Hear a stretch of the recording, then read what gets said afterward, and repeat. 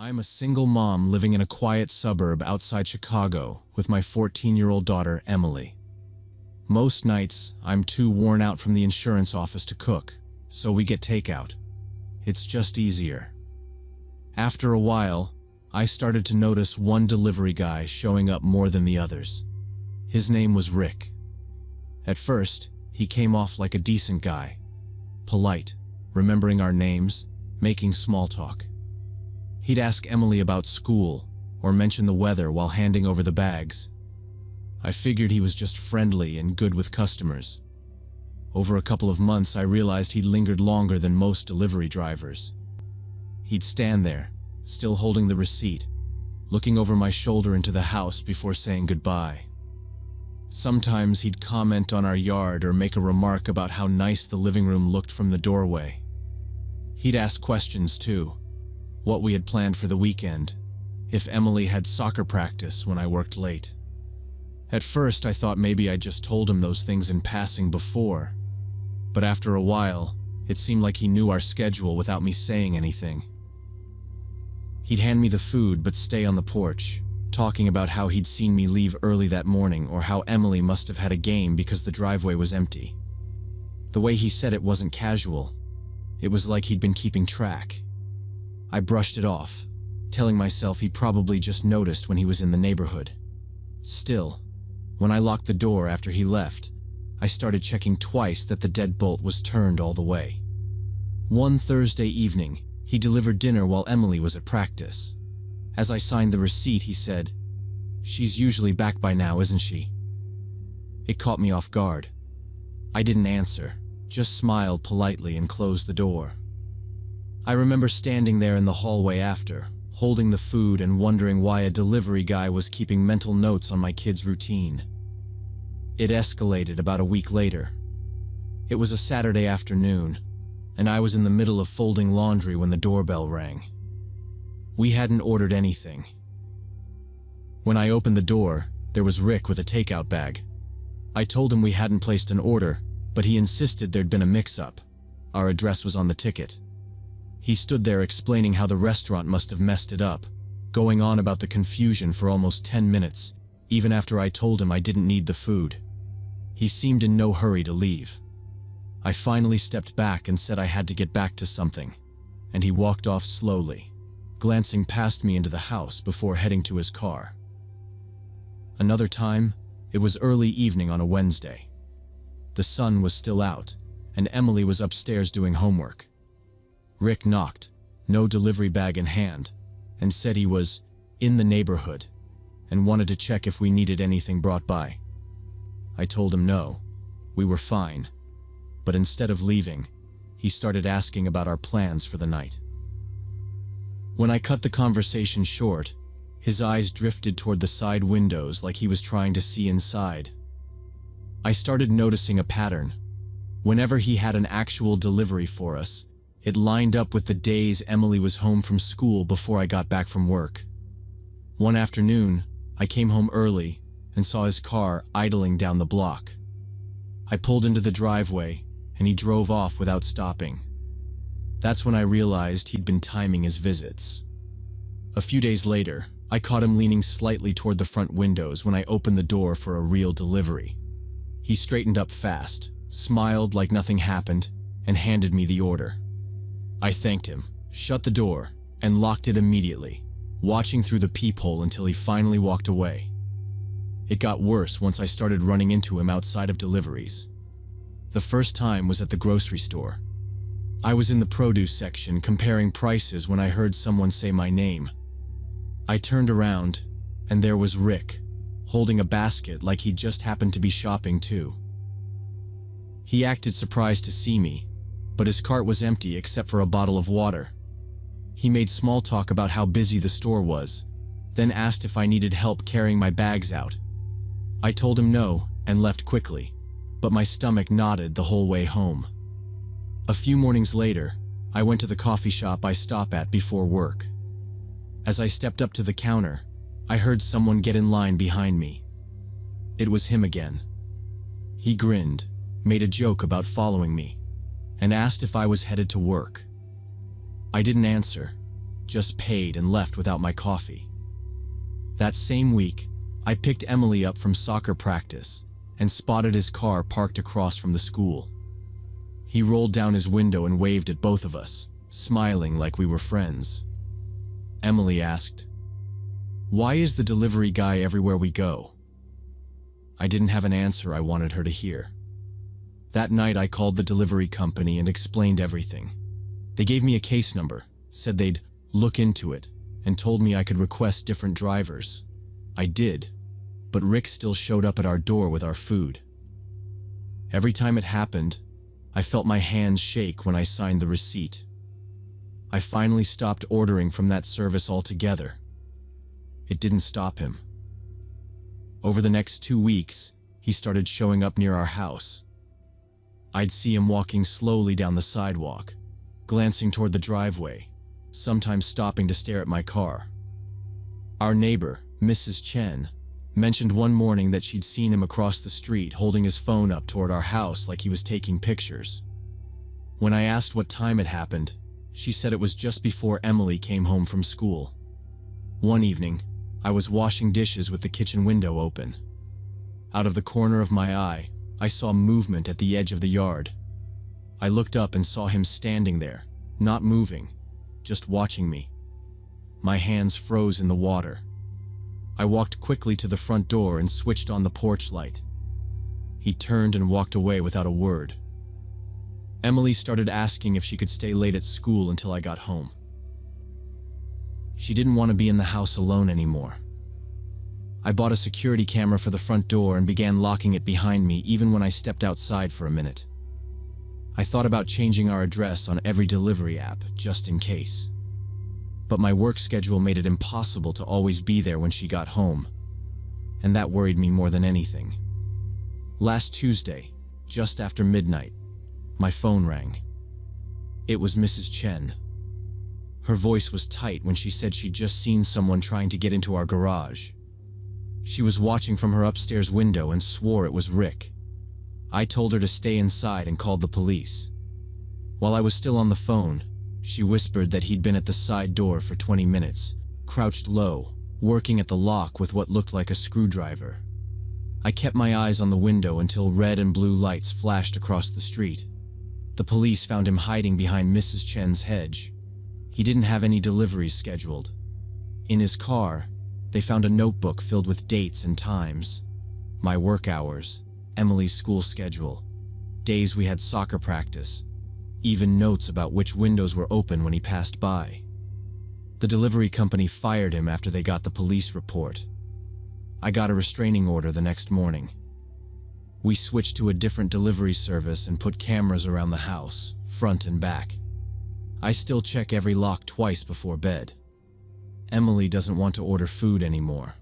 She says she'd rather make sandwiches. And honestly, I agree.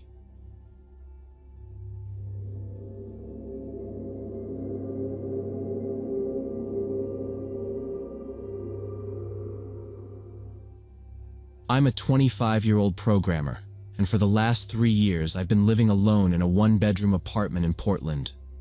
Nothing special about the place. Small living room, narrow kitchen, one bathroom tucked at the end of the hallway, and my workspace crammed into a corner of the bedroom.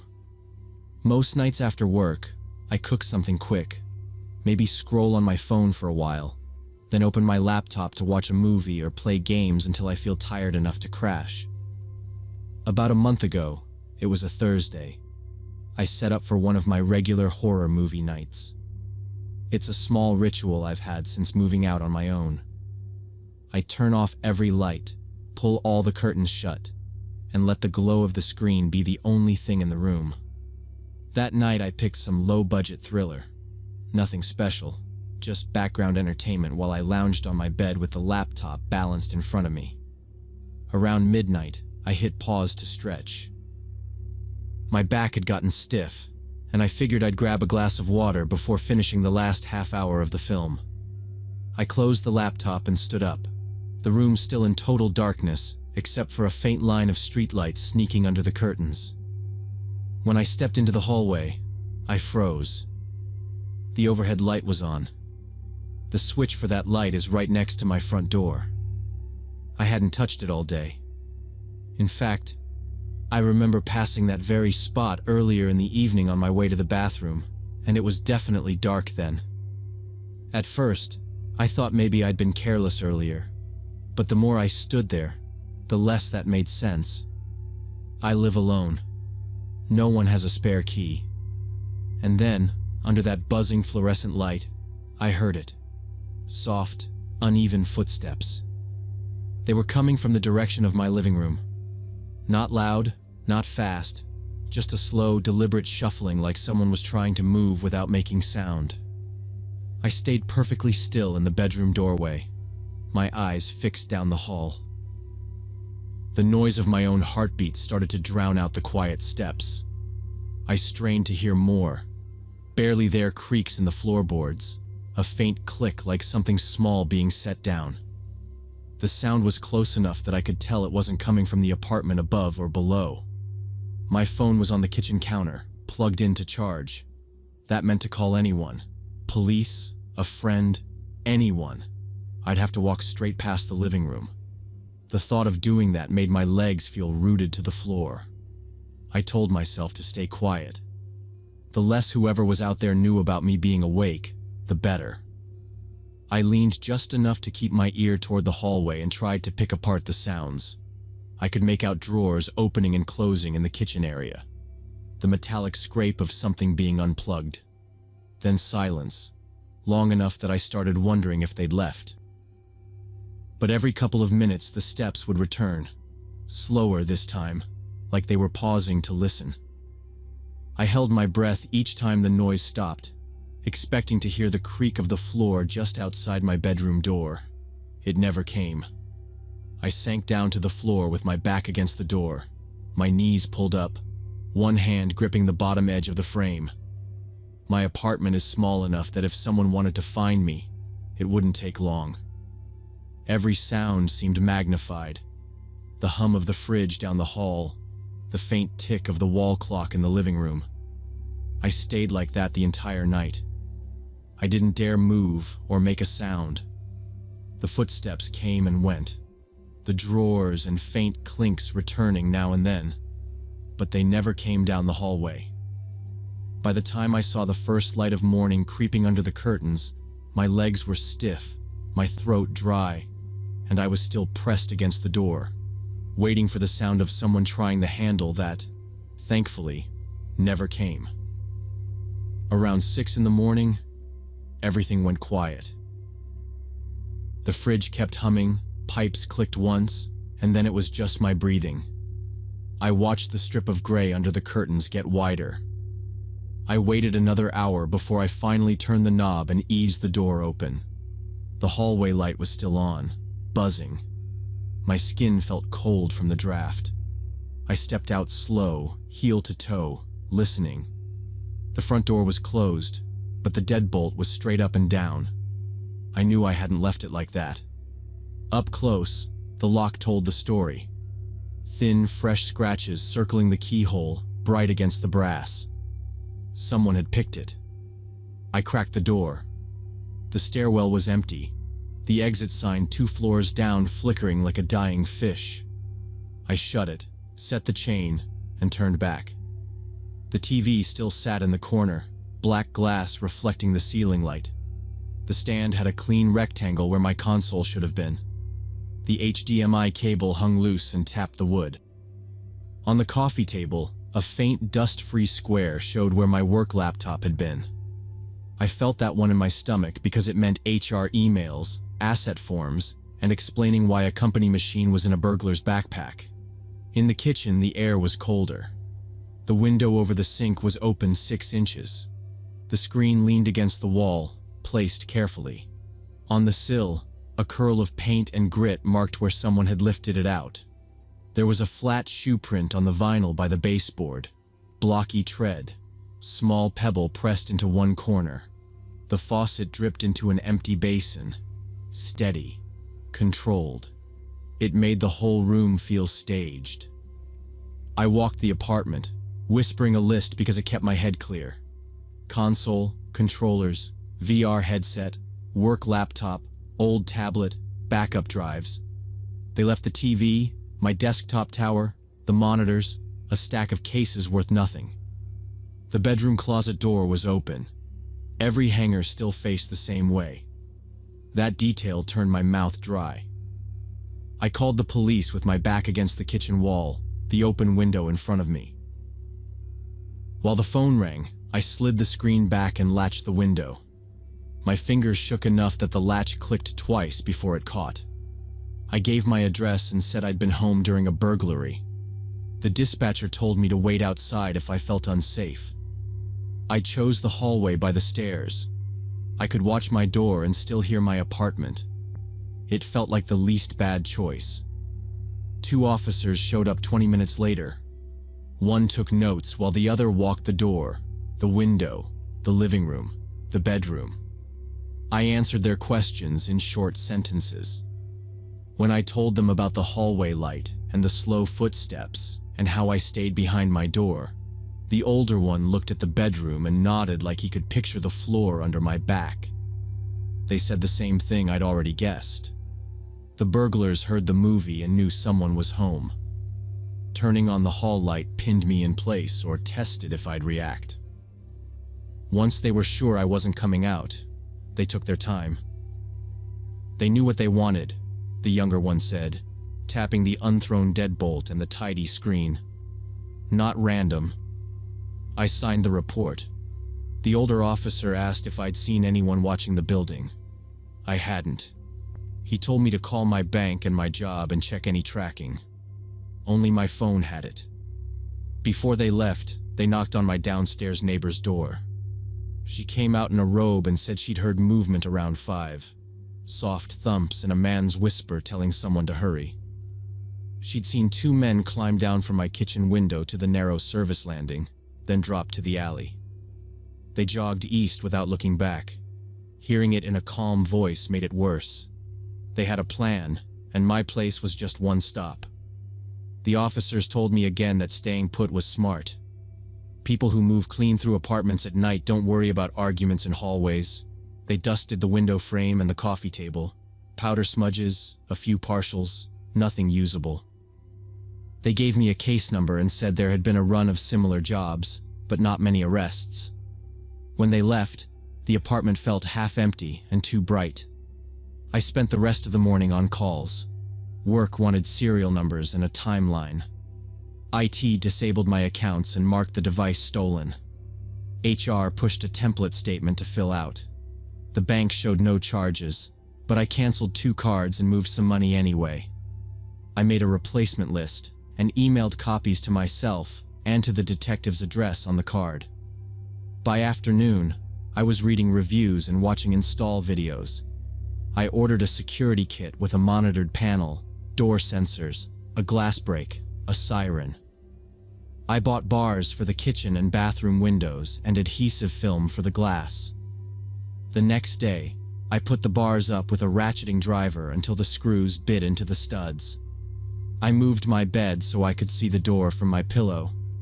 From there, I could also see the slight line of light under the door if the hall ever lit up again. The worst part wasn't the stuff. It was the picture in my head of 2 men standing in my living room, breathing quiet, pointing at my things, coiling cables instead of yanking them. Calm hands. No rush. One of them glancing down the hall where the light cut off just before my door. That part shows up everywhere now, at my desk, in the elevator, when I'm microwaving leftovers. I still watch movies, but I keep one lamp on and the phone cable runs to the nightstand. The alarm panel chirps when I arm it at night. I tested the siren once and felt it in my teeth. The downstairs neighbor texted to ask if I was okay. I told her I was testing and thanked her for looking out. She said she hoped those guys got caught. I didn't say anything back to that. Sometimes I run the night again in my head and try to see a different branch. In one, I open the door and shout, and they run. In another, they reach the door first. I don't stay in those for long. I just lock the deadbolt, slide the chain, check the camera feed on my phone, and let the red dot glow at me from the corner of the living room. A detective called a week later. Similar burglaries 10 blocks east. Picked locks, window exits, high-value electronics, no signs of panic. He didn't promise anything. He asked if I installed tracking on the new laptop. I said yes. He told me to keep my receipts and let him know if I saw any of my cereals on a local listing. Then the call was over. By the second week, the place had new routines. Shoes by the bed, flashlight clipped to the nightstand, a small bag with my passport and a spare card on a hook inside the closet. I rehearsed what to say if the alarm ever tripped. Apartment number, cross street. I'm in the bedroom. I'm staying put. The building's boiler banged one night and the hallway light flickered. My hand went to the keypad before I knew it was just pipes. The police never found my stuff. No one got arrested. My door looks the same from the hall, but inside everything sits at new angles. I still code all day and heat leftovers. I still pick a movie and let it play. But I keep one light on, and I pause sometimes to listen for sounds that aren't part of the audio track. It's usually nothing. Someone's dog on the landing, wind in the vent cover. I make a note and move on. I didn't move. I didn't try to trade this unit for something with a gate and a courtyard camera. I made changes that made sense and kept living here. Late at night, when the city hum is a low wash and the building is quiet, I think about how prepared they were.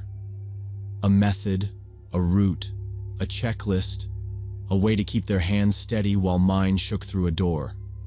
Somewhere, they're planning the next one and the one after that. Somewhere, a different light switch will go up with a fingertip that never hurries. Sometimes I catch myself watching the hallway light longer than I need to. It stays off. The alarm panel glows by the door. My phone is on the nightstand, the cable warm against my wrist. I tell myself that's enough. I turn the volume down a notch so the normal noises come through. Pipes, fridge, stairs. I lock the deadbolt twice, even though it only needs once. I keep watching the screen until the credits crawl and the room goes back to being just a room with one light on.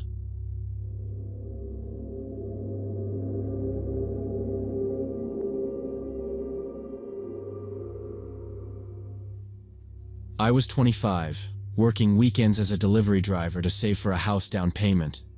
My full-time job at the bank barely covered rent and bills, so any chance I had to take an order, I took it. Thursday nights were usually quiet, but around 10 p.m., my phone buzzed with a pickup. $18 worth of Chinese food. The drop-off was in an industrial area I'd never been to, way out on the edge of town. The GPS took me down Industrial Road, past dark lots and half-abandoned buildings with rusted fences and weeds pushing through the cracks in the pavement. The destination was a cluster of warehouses, most of them with faded numbers and padlocked gates. My app listed the customer as Dave Collins. The note section said he was on a night security shift at Warehouse 47. He had called after placing the order, his voice low and rough, almost like he had a bad cold or smoked too much. He told me the front doors were locked after 8 p.m. and I'd have to meet him at the rear entrance. I asked if the GPS would get me there. He said yes, just follow it to the warehouse, park, and walk around back. I didn't think much of it. Industrial drops weren't rare. But I noticed how isolated the area felt. Street lights were few and far between, most casting a dim orange glow that barely lit the sidewalk. The only sounds were the hum of my car engine and the occasional gust of wind rattling a loose chain-link gate. The warehouse numbers were painted in huge white block letters. I passed 41, 43, 45, then finally spotted 47 toward the far end of the lot, a larger building with lights on inside. The windows were high up, and a dull mechanical whir came from somewhere deep within, probably ventilation fans. The front gate was open, though I didn't see any security vehicles or personnel. I drove in slowly, scanning the lot. A couple of semi-trailers sat backed into loading bays, but there was no movement. I parked near the side and grabbed the food bag from the passenger seat. The place smelled faintly of oil and metal, like machine shops I'd been in before. Following his instructions, I made my way to the back. The difference in lighting was immediate. While the front had bright security floods, the rear was shadowed, only one flickering light mounted above a solid metal door. The ground here was uneven, with dark stains across the concrete that could have been oil or something else. I pulled out my phone and called the number from the order. It rang once, then went straight to voicemail. That's when I heard it. A sharp metallic bang from inside, like something heavy had been dropped or slammed against a wall. My first thought was that it could be a loading dock worker, but the sound seemed to echo oddly, like it came from farther in. I was about to call again when a man's voice came from somewhere beyond the door. "Come inside," it said. It didn't sound exactly like the voice from the phone. It was louder, less raspy, but still male. I couldn't see anyone through the small wired glass panel in the door. It was too dark inside beyond the faint glow of a faraway light. The voice didn't come from directly behind the door either. It seemed deeper inside, carried through the open space of the warehouse. Something about it felt off. I stayed where I was, my hand tightening on the bag of food. I looked around the lot again. Still no movement, no security car, no sign of any other workers. The flickering bulb above me buzzed, and I became aware of how quiet everything else was. My shoes scraped the concrete as I shifted my weight. "Dave?" I called out. No answer. Just the faint hum of the ventilation system, and that flickering light clicking every few seconds.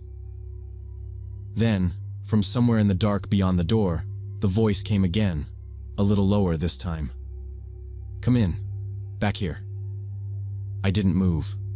My other hand went to my phone, but my signal indicator flickered between one bar and none. I took a slow step back, scanning the shadows that pooled around the edges of the building. Still nothing. The metal door in front of me stayed closed, and whoever was speaking hadn't come into view.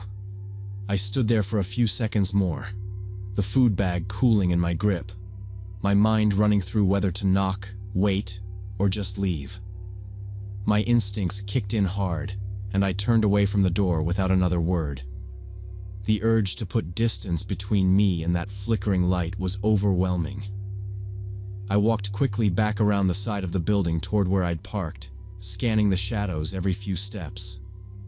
The lot was still empty, but the silence felt heavier now, like the air itself was waiting for something. When I got to the front gates, my stomach dropped. They were chained shut with a thick length of steel and a padlock the size of my fist. I froze there for a moment, staring at it, replaying my drive in. There had been no lock. The gates had been open, no chain, nothing. I was sure of it. I pulled out my phone and dialed my delivery company's emergency line. The signal was barely clinging to one bar, the little icon flickering as I waited for the call to connect.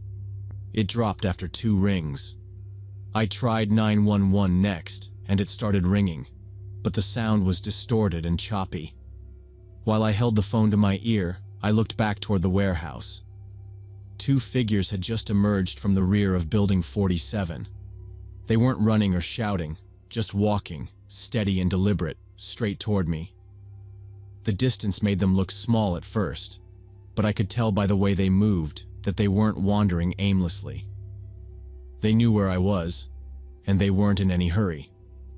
The call to 911 cut out completely. I shoved the phone into my pocket, jumped into my car, and started the engine. My headlights caught the glint of something in one of their hands. I couldn't make out details, but it didn't look like food or tools. The gate was blocked. My only thought was to find another way off the property before they got closer.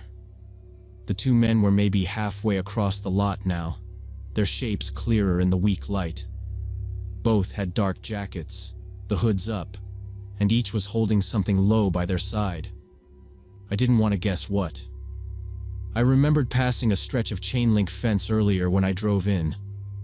The bottom had been bent outward and patched badly, the kind of thing you'd see at an abandoned lot. I threw the car in reverse, spinning the wheel to get lined up with the path I'd taken before. The tires squealed against the cracked asphalt, and I could see their heads turn toward the noise. I pressed the gas, reversed a few yards, then slammed it into drive and headed toward the weak section of fence. The headlights caught the dull metal mesh, sagging in the middle. At the last second, I braced my arms tight against the wheel. The bumper hit with a crunch, the fence folding under the impact, before snapping back and scraping along both sides of the car. The sound was deafening, metal shrieking against paint, but then I was through. On the other side, tires bouncing over uneven gravel. I kept going across the adjacent lot, which was completely empty except for a few rusted dumpsters. There was an opening on the far side that connected to a side road. I took it without slowing, the potholes rattling my teeth, until the road finally curved and fed back onto the main highway. Only then did I check the rear view. The warehouse lot was gone from sight, swallowed by darkness. My hands were shaking so badly I had to grip the wheel tighter just to keep the car steady. A mile later, I spotted a gas station and pulled in. I parked under the bright canopy, engine idling, and sat there until my breathing leveled out. When my phone finally rang, it was the police returning my call. I gave them the location, what I'd seen, and the fact that I believed the gates had been locked after I arrived. The dispatcher said they'd send units, but it might take some time since the area wasn't considered high priority at night. She told me to stay somewhere well lit and safe until I heard back. I waited in that gas station lot for nearly 40 minutes before they called again. The officer said they'd been to the address and found the gates unlocked when they arrived. No one was there. The place looked deserted. The next afternoon, I got another call from the same officer. They'd looked deeper into it. Warehouse 47, he told me, had been vacant for 6 months. The utility company had cut the power weeks earlier, so any lights I'd seen had been run on portable generators. The ventilation noise had probably come from them too. The order had been placed with a stolen credit card, the phone number traced to a prepaid device bought with cash. They didn't know exactly what those men wanted. The officer said it could have been a robbery, or something worse. Without security cameras or witnesses, there wasn't much they could do. They'd patrol the area more often for a while, but the trail was already cold. I didn't take any more delivery shifts after that. I told my supervisor I was done, and he didn't argue. The extra money wasn't worth it. I went back to just my bank job, slow and steady. No more runs to empty industrial parks at night. Still, sometimes, when I'm driving and pass an unlit warehouse or a lot with chained gates, I think about that night. I think about the flickering light, the voice calling me in, and those two figures crossing the lot toward my car. I wonder what they had planned, how it would have played out if I'd stepped through that metal door instead of walking away. But mostly, I'm just grateful I didn't find out.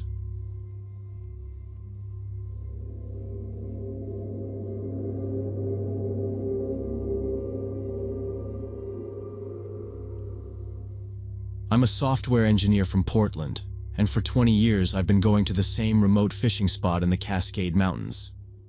Pine Ridge Lake is a small, calm body of water surrounded by thick fir trees, far from any tourist path. You only find it if you know the old logging road, the kind that's been left to weeds and ruts. GPS is useless out there, and you lose cell service at least 10 miles before you get close. My grandfather first brought me when I was a kid, showing me the way like it was some family secret. Every visit after that, no matter the season, I had it all to myself. The drive up is quiet, just miles of gravel, potholes, and trees pressing in. When you finally reach the lake, there's no dock, no trail markers, just a sloping shore with patches of grass between the rocks.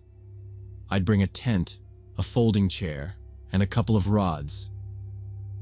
My camp would always be in the same spot along the north shore, close enough to hear the water lapping at night but high enough to avoid any rising damp.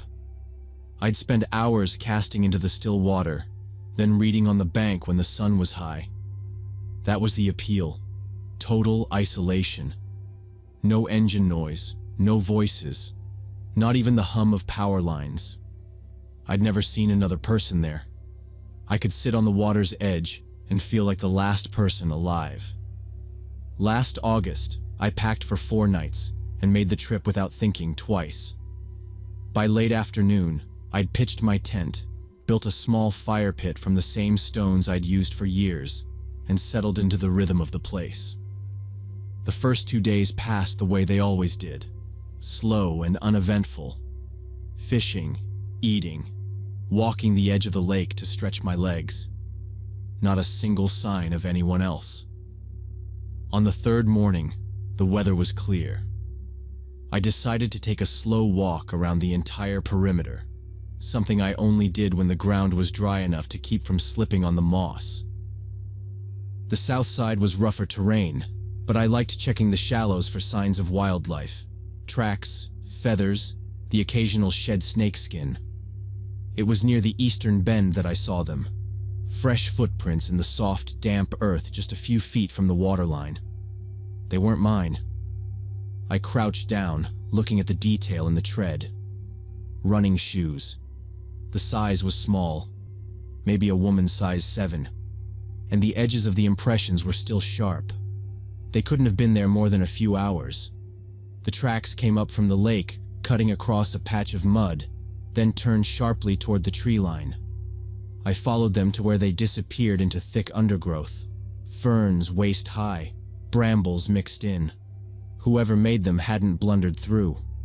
The trail beyond was faint, almost non-existent. A person who didn't want to be followed would move exactly like that, placing steps where the ground stayed firmer and the foliage closed quickly behind them. I stood there for a while, listening. The woods were still, no birds calling, no branches moving.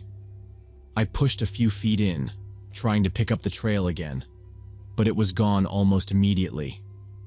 I knew the terrain well enough to see that someone had chosen their route carefully, avoiding spots that would leave obvious marks.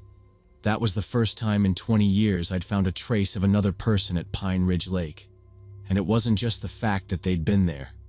It was that they hadn't stayed by the shore like anyone else might. They'd gone straight into the thickest cover around, as if they didn't want to be seen at all. That evening the air was still, and the lake was black glass under the fading light. I sat close to my campfire, the only glow for miles, reading with my headlamp while a pan of water heated on the stones. It was quiet enough to hear the pop and crack of sap in the wood. Then, faint at first, I caught the sound of branches snapping in the forest. It wasn't wind. The steps came slow, deliberate, from somewhere beyond the ring of light. I turned my headlamp toward the sound. 2 shapes emerged from between the trees, a middle-aged man in a camouflage jacket, the kind you buy at an army surplus store, and a young woman in jeans and running shoes. I noticed her shoes immediately. Same tread, same size as the prints I'd seen that morning. They stopped about 30 feet from my fire and just stood there, silent. The man's eyes seemed to move around my campsite, taking in details. The woman looked at me but didn't speak. I asked if they needed something. The man said they were lost and looking for the highway. His voice was flat, like reading from a card. I gave them directions. Follow the old logging road west until it intersects with County Road 8, then south to Route 22. He didn't ask me to repeat anything. They didn't thank me. Without another word, they turned and disappeared into the darkness in the direction they'd come from. The whole exchange couldn't have been more than 2 minutes, but the way it played out felt like a scene they'd rehearsed. When they were gone, I sat back down but didn't open my book. I kept listening. The woods returned to quiet too quickly, like they'd stopped moving the instant they were out of my sight. I ate without tasting anything, and every flicker in the tree line set me on edge. By full dark, the unease had built to something I couldn't ignore. They'd been too clean for people wandering the backcountry. No packs, no water bottles, no map. Their story didn't hold up. I decided I'd rather lose a night's sleep than spend it wondering if they'd come back. I doused the fire, grabbed my flashlight, and started tearing down camp. While I worked, the night sounds began to change. Rustling came from the brush in short bursts, stopping when I swung my light toward it. At first, it was in one spot, then another, on the opposite side of camp, then behind me. The pattern was too deliberate to be random animals. It felt like someone circling, staying just out of the beam. My pace quickened, shoving gear into my pack without caring how it fit. The trail to my truck was rough and unlit. Even in daylight, it took nearly 2 hours. In the dark, with the extra weight and my nerves pulled tight, it stretched to 3. I kept my light low to the ground, scanning for movement. More than once I stopped, turned, and caught a glimpse of branches swaying where nothing else moved.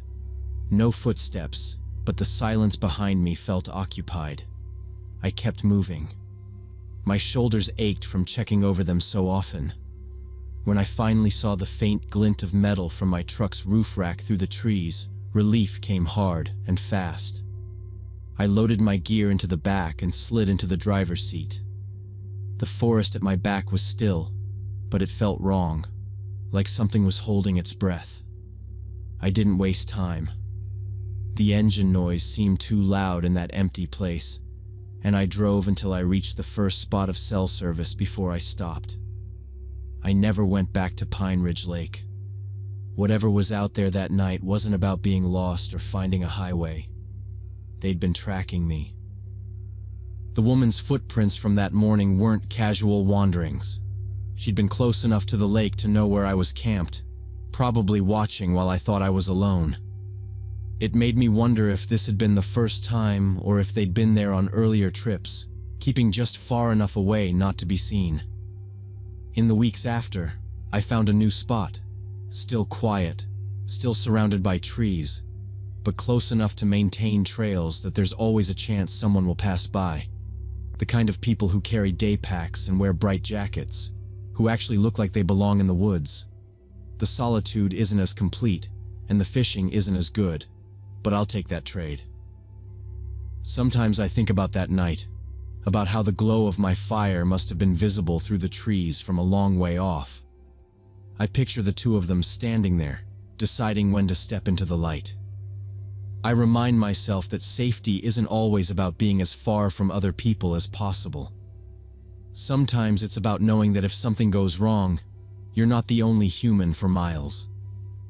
I miss Pine Ridge, but whatever it used to be for me is gone. Now, when I fish, I keep my back to open ground and my eyes on the tree line.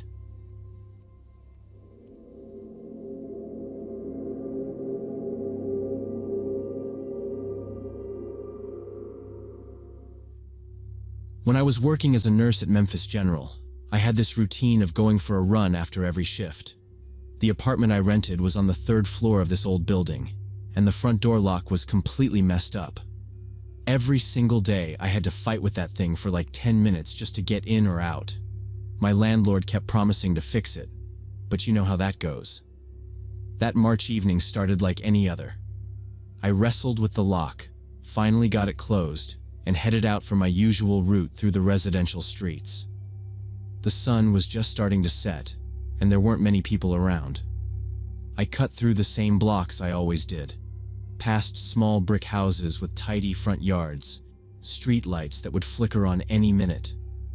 The air was cold but not freezing, enough that I kept a steady pace just to stay warm. I didn't listen to music when I ran. I liked hearing what was around me. Shoes on pavement, distant traffic, the occasional dog barking from behind a fence. About halfway through my run, This guy appeared next to me and started jogging at my pace. He looked maybe mid-40s, tall and thin with some gray in his dark hair. He had on a windbreaker, running shoes that looked newer than mine, and gloves. I figured maybe he was just another runner, but he didn't pull ahead or drop back. He matched me exactly. At first, I thought he was being friendly, maybe just passing the time until our routes split, but then he started asking all these weird questions. Where do you live? Do you run at the same time every day? Do you work around here? It wasn't just the words. It was how he asked them, like he was trying to pin me down, not make conversation. His eyes didn't really smile, and he kept glancing sideways at me while barely moving his head.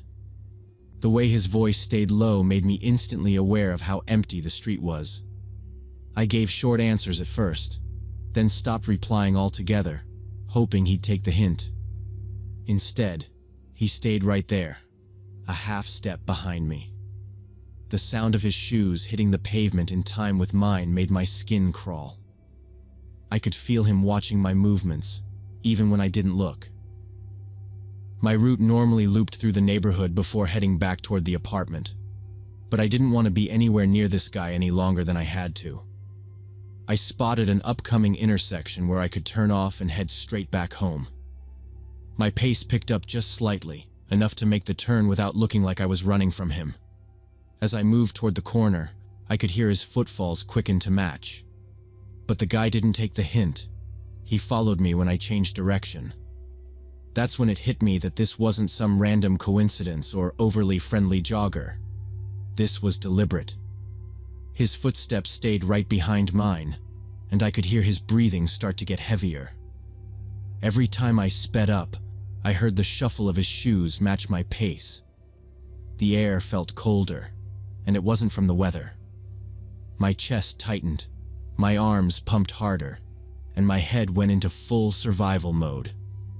The street ahead was empty, every house dark except for the occasional porch light. I cut across to the side with fewer driveways, thinking maybe I could get some distance. No luck. I caught glimpses of his shadow stretching and shrinking in the streetlight, always close. My ears picked up the rhythm of our feet hitting the pavement, his slightly heavier, like he was leaning forward into the run. I turned onto the final stretch toward my apartment, legs burning, lungs aching. I knew if I slowed down even for a second, he'd be right on me. My building came into view, the old brick front with the faded green door I usually cursed at for its stubborn lock. Tonight, it was the only thing between me and this guy. My heart was pounding so hard I could barely see straight. By the time I reached the steps, my hands were shaking. I fumbled for my keys, jabbing one wrong one into the lock, pulling it out and trying again. Every second felt like 10. I could hear his shoes on the sidewalk, closer now, maybe 10 feet away. I braced for the usual fight with the lock, ready for the panic to boil over. But the key turned. Instantly. It was like it had been waiting to open. I shoved the door in, slammed it shut behind me, and twisted the deadbolt until I felt it click. For a few seconds, there was only silence except for my breathing. Then came the pounding. Hard, fast, shaking the thin wood of the door. My stomach flipped when I heard his voice, low but forceful, saying, "Open up. I know where you live now. I'll be back." The sound of him breathing between words made my skin crawl. I shouted back that I was calling the police, my voice cracking. There was a pause, then the faint thud of footsteps retreating down the stairs. I stayed frozen where I was, back against the door, holding the knob like it could come loose. I didn't move until I couldn't hear anything at all outside. When I finally pulled my phone from my pocket, my hands shook so bad I almost dropped it. I didn't call the police right then. I called my friend who worked in the office building next to mine. She didn't even hesitate. 10 minutes later, she was at my door with a bag of takeout and her overnight things, saying she wasn't leaving me alone. We sat on the couch for hours, talking in half whispers, even though we knew he was gone. I called in sick the next day, not ready to step outside and risk seeing him again. I spent most of the morning with my laptop open, scrolling through maps of the city, trying to figure out running routes that took me far from my neighborhood. I even looked up gyms, considering giving up running outside altogether. The lock went right back to its old self after that night. 10 minutes of wiggling and swearing just to get the door open or closed. I couldn't stop thinking about that moment. The way it had opened so easily when I needed it most, like it knew. I never saw the man again. But I didn't make it easy for him if he tried. I switched my running times, switched streets, sometimes drove across town before even starting a run. Some nights, lying in bed, I'd replay the sound of his feet behind me, the way his breathing had matched mine, and the thud of his fists against my door. I always come back to the same thought. If the lock had stuck that night like it usually did, he would have been standing right behind me on the landing. And I don't know what would have happened next. Whatever that key turned for, it worked when it absolutely had to. And I'm not sure I'll ever stop thinking about why.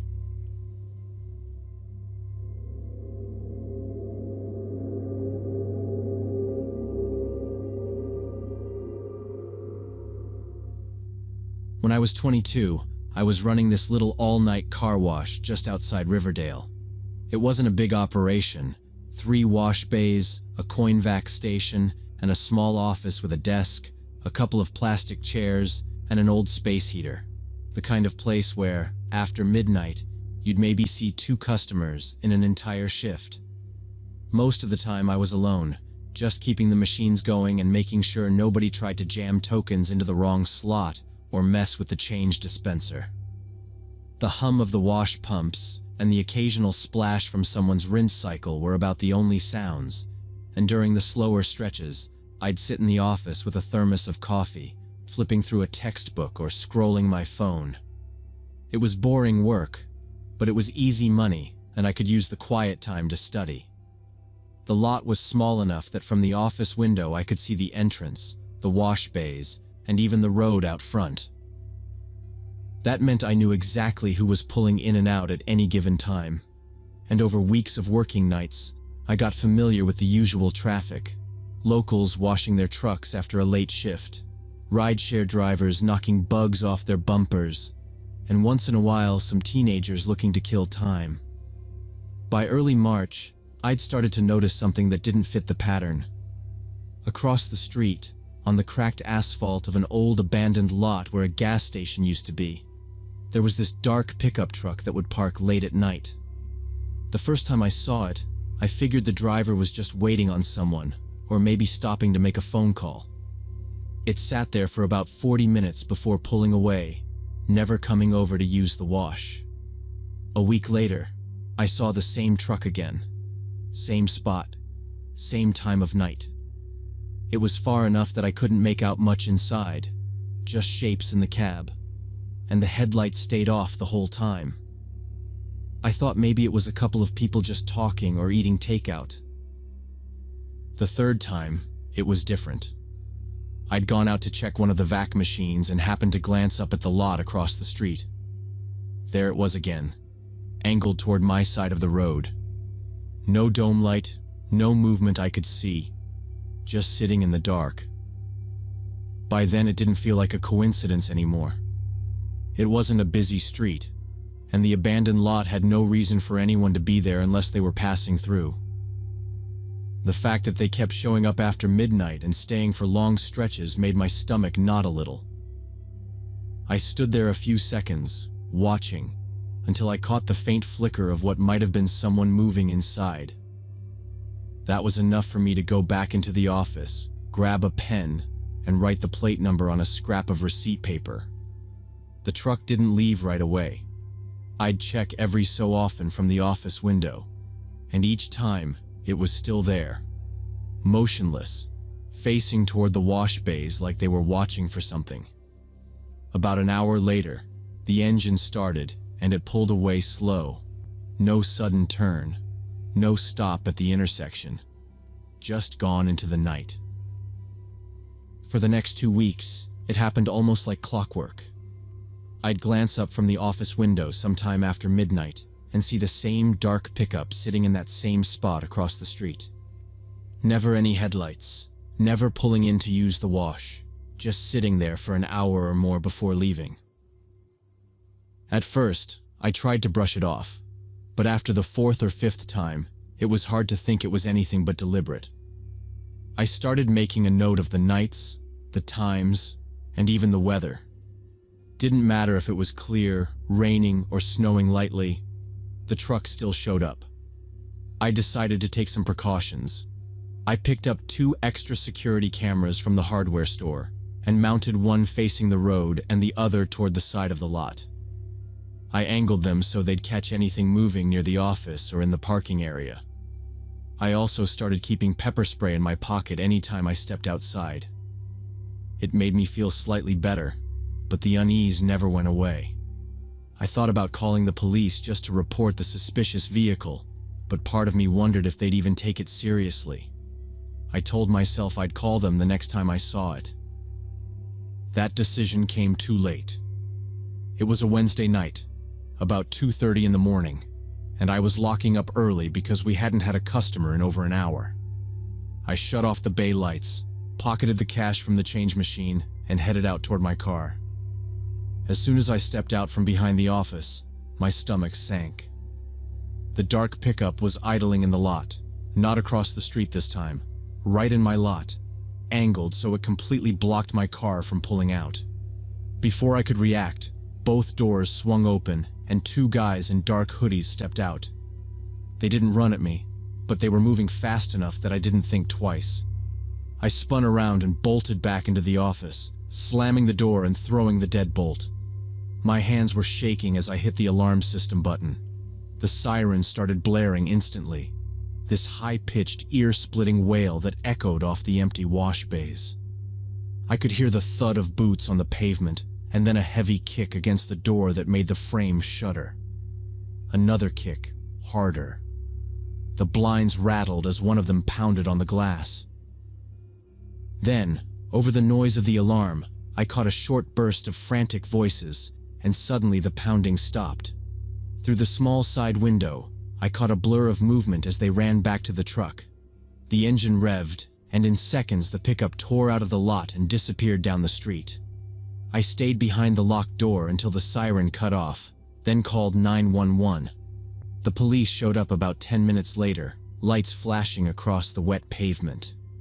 I walked them through what happened, showed them the scrap of paper with the license plate number I'd written down weeks earlier, and pulled up the security camera footage. One of the officers told me it looked like I'd been targeted for a robbery. The truck's repeated appearances made sense. They'd probably been watching to figure out my routine, what time I closed up, and when I'd be walking out with the day's cash. They asked me to save all the footage and give them copies. The older officer told me straight up that hitting the alarm might have saved me from a lot worse than losing some money. People like that, once they get you cornered, there's no telling how far they'll go, he said. I went home after giving my statement, but I didn't sleep much. About a week later, I got a call from one of the officers who'd been at the scene. They'd caught the 2 guys trying to rob another late-night business across town, a 24-hour convenience store with only one clerk working the overnight shift. The truck matched the one from my footage, and when they ran the plates, it came back to one of the suspects. They'd been connected to a string of similar cases, all targeting places that stayed open all night with a single employee and easy access to cash. The officer told me that the extra cameras and my detailed notes about the times and license plate had helped them link the suspects to multiple incidents. If you hadn't taken it seriously early on, they probably would have gotten away with more, he said. That was good to hear, but it didn't make me feel any safer standing alone at that car wash in the middle of the night. I stuck it out for another month, but every time a car slowed near the lot or parked across the street, my chest tightened. I found myself checking the cameras every few minutes and keeping one hand in my pocket for the pepper spray any time I stepped outside. Eventually, I decided it wasn't worth it. I found a day job at a regular garage where the biggest threat was someone tracking grease onto the customer lounge carpet. Even now, years later, I can't ignore a parked car that doesn't seem to have any reason to be where it is. I'll watch it until it leaves or until I have to walk past it, and I still take note of the plates without even thinking about it. I used to think that kind of vigilance was just paranoia, but I learned the hard way that sometimes people really are watching you, and sometimes their reasons aren't good.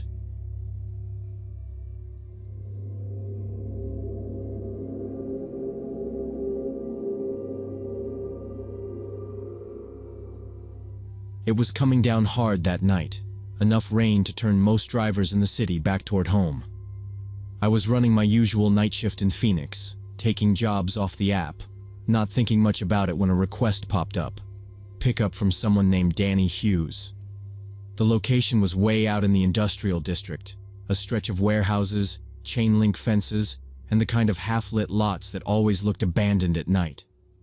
I took it anyway. The trip there took 40 minutes, long, empty streets, traffic lights cycling for nobody.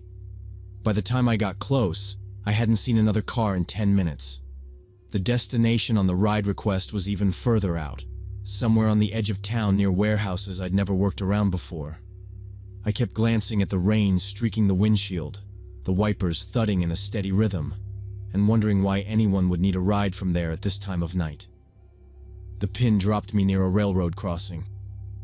There were no buildings close by, just gravel shoulders, a couple of old lampposts, and a metal gate leading toward the tracks. I parked on the side and waited. A few minutes passed with nothing but the rain pattering on the roof. Then a figure emerged from the shadows, walking up the road toward me. He was tall and thin, wearing a dark jacket zipped up to his neck. As he got close, I saw his hair was plastered down from the rain. He kept glancing over his shoulder like he expected someone to be following him. When he opened the passenger door, he didn't say much, just slid in, dripping water onto the seat, avoiding my eyes completely. I confirmed his name, then pulled back onto the road. For the first few minutes, the only sound in the car was the heater and the tires hissing on wet asphalt. He leaned forward in his seat, elbows on his knees, phone in hand. Every couple of minutes he'd unlock it, check something quickly, then lock it again. His leg kept bouncing. The route took us deeper into the outskirts, past darkened storage lots and long stretches of nothing. His phone lit up his face each time he checked it, and I noticed how tight his jaw looked, like he was clenching it. Something about the whole ride felt off. Not anything obvious, just the way he kept scanning behind us whenever we passed reflective windows, the way he barely seemed to breathe when a car came the other way. I told myself he was probably just having a bad night. Still, I kept one hand resting light on the wheel, the other close enough to the gear shift in case I needed to react quickly. Outside, the rain kept falling, turning the road into a shining ribbon under the streetlights as we drove further into that empty part of the city. About halfway to the destination, he shifted in his seat and told me to pull into a gas station we were passing. His voice was flat, quick, said he had to take care of something urgent. The place was one of those older stations with a single row of pumps under a dim canopy and a small building off to the side. As I slowed down to turn in, the light from my phone screen lit up the dash. The app was open in front of me, showing the usual ride details, passenger name, pickup and drop-off points, and the phone number linked to the account. I noticed his head tilt toward it. Out of the corner of my eye, I could see him staring at the display. His eyes locked on the name and number like they'd just told him something he didn't expect. The way his expression shifted was subtle, but it was enough. Brows tightening, mouth pressing into a thin line, shoulders tensing as if a weight had just settled on him. I pulled up beside the pumps, waiting for him to grab whatever he needed from inside. But he didn't move right away. He stayed there, still looking at my phone, not saying a word. His fingers tightened around his own phone like he was thinking through something in real time. The rain thudded on the roof, wipers clicking back and forth, and I sat there in the uneasy silence, watching him from the corner of my eye. Then, without a word, he opened the door and stepped out. He didn't even close it all the way before walking toward the side of the building. I called after him, asking if he wanted me to wait, but he didn't respond. The door finally swung shut from the weight of it, and I looked down at my phone just in time to see the ride status change. The trip was canceled. I blinked at the screen, confused, then looked back up to see him disappear behind the gas station into the shadows near a dumpster. I sat there for a few minutes, engine idling, thinking he might just be grabbing something and coming back. But the rain kept falling, the pumps stayed empty, and he never reappeared. Eventually, I put the car in gear, pulled back onto the road, and headed away with the map screen empty. It was the strangest fare I'd had in years. No explanation, no goodbye, just gone. The next morning, my phone rang while I was getting ready for another shift. Unknown number, Phoenix area code. I answered, and the voice on the other end identified himself as a detective with the city police. He asked if I'd given a ride to a man named Danny Hughes the previous night. I told him yes, explained where I'd picked him up and how the ride ended. That's when he told me there had been a convenience store robbery less than an hour after I dropped the trip. The store was just a few blocks from where the gas station sat. According to the detective, the suspect had fled on foot in the pouring rain, heading into the industrial district. Security footage from the store's cameras caught a tall, thin man in a dark jacket. The stills they'd pulled looked almost exactly like my passenger. I asked if they'd traced him through the app, but the detective said that wasn't going to be easy. The name Danny Hughes wasn't real.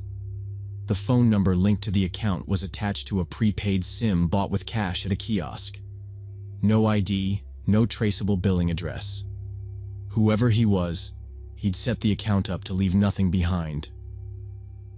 The detective said it was possible the guy had planned to use my car to get away after the robbery, but seeing the ride info on my phone and realizing the app was tracking everything might have spooked him. It explained why he left so abruptly and canceled the trip. If he'd gone through with it, every second of the ride would have been logged. Pickup location, route, drop-off. Not the kind of evidence someone in his situation could risk. I sat there after the call ended, thinking about how close that line had been. If he'd followed through, I could have been pulled into a felony investigation, maybe even treated as an accomplice until things were sorted out. It wasn't a comforting thought, especially considering how normal it had all seemed at the start.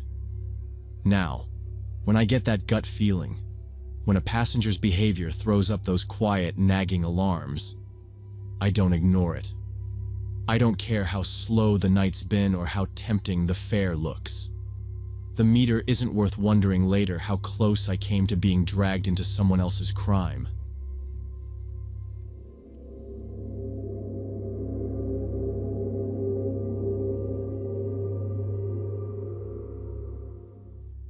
When I was 22, my dad got me a summer job at Portland High through some connections in the school district.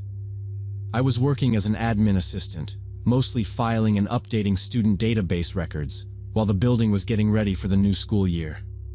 The administrative wing was quiet since it was summer break, and most days I worked alone. The work was simple: sorting folders, logging changes into the system, double-checking entries against paper forms. I'd put my headphones in, line the stacks of files neatly on my desk, and work through them while the hum of the air conditioning filled the hall. Every now and then, the janitor would pass by pushing his cart, and we'd nod to each other. If I ran out of work early, I'd organize the supply closet or update the archive labels. It was easy money, and I didn't have to deal with the chaos of an actual school day. The offices smelled faintly of copier toner and old paper. In the afternoons, sunlight came through the tall windows, cutting across the floor in pale yellow rectangles. Some doors were locked for the summer, others left open with chairs stacked on desks for the cleaners. The place felt like it was in a kind of sleep mode. Everything paused until September. I'd occasionally pass a teacher coming in to grab something from their room, but otherwise, it was just me and the echo of my own footsteps in the hallway. One day, I was heading down toward the staff break room when I passed Mr. Anderson's computer lab. The lights were off, but his computer screen was glowing in the dim room. I slowed down and glanced inside. He wasn't there, but on the monitor was a window I didn't recognize. A dark interface with lines of text in little boxes, some of them highlighted. It looked a bit like a messaging app, but not one I'd ever seen before. The text was in short bursts, like people sending quick notes back and forth. I stood there a few seconds longer, scanning the strange layout, before moving on. A few minutes later, as I was coming back with my coffee, Mr. Anderson walked past me toward the lab. He was carrying a stack of folders under one arm. When he noticed me looking inside, he smiled and said he was working on a project to secure more funding for computer equipment upgrades. He mentioned that the program I'd seen was just part of his research, something about tracking usage and making a case for why the school needed newer machines. Then, as if it were an afterthought, he asked if I'd be willing to sign a petition supporting the funding request. I told him sure, and he pulled a clipboard from his desk drawer, sliding it across for me to write my name. The petition form was on a standard clipboard, lined with neat columns. At the top, in bold, it read, "Support for Portland High Computer Lab Funding Proposal." Underneath were the headings, full name, address, phone number, and email. I didn't think twice. Petitions usually needed identifying info, right? The sheet wasn't even close to full. Only 2 other names were listed above mine, both belonging to girls I didn't know, with addresses in other parts of the district. Their handwriting looked careful, maybe even nervous. I wrote my information quickly, signed the bottom, and handed the clipboard back. Mr. Anderson thanked me, smiling in a calm, almost relieved way, like I'd just done him a favor he'd been counting on.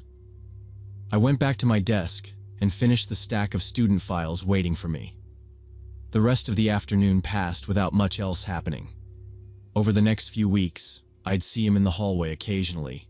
He'd always greet me with the same friendly tone, asking how the admin work was going or if I was enjoying the job. He never mentioned the petition again, and I didn't think about it after that day. About a month later, I was home on a Saturday night when my phone rang. It was my friend Melissa, who worked in cybersecurity for a private firm. She sounded serious, almost out of breath, and asked if I was alone.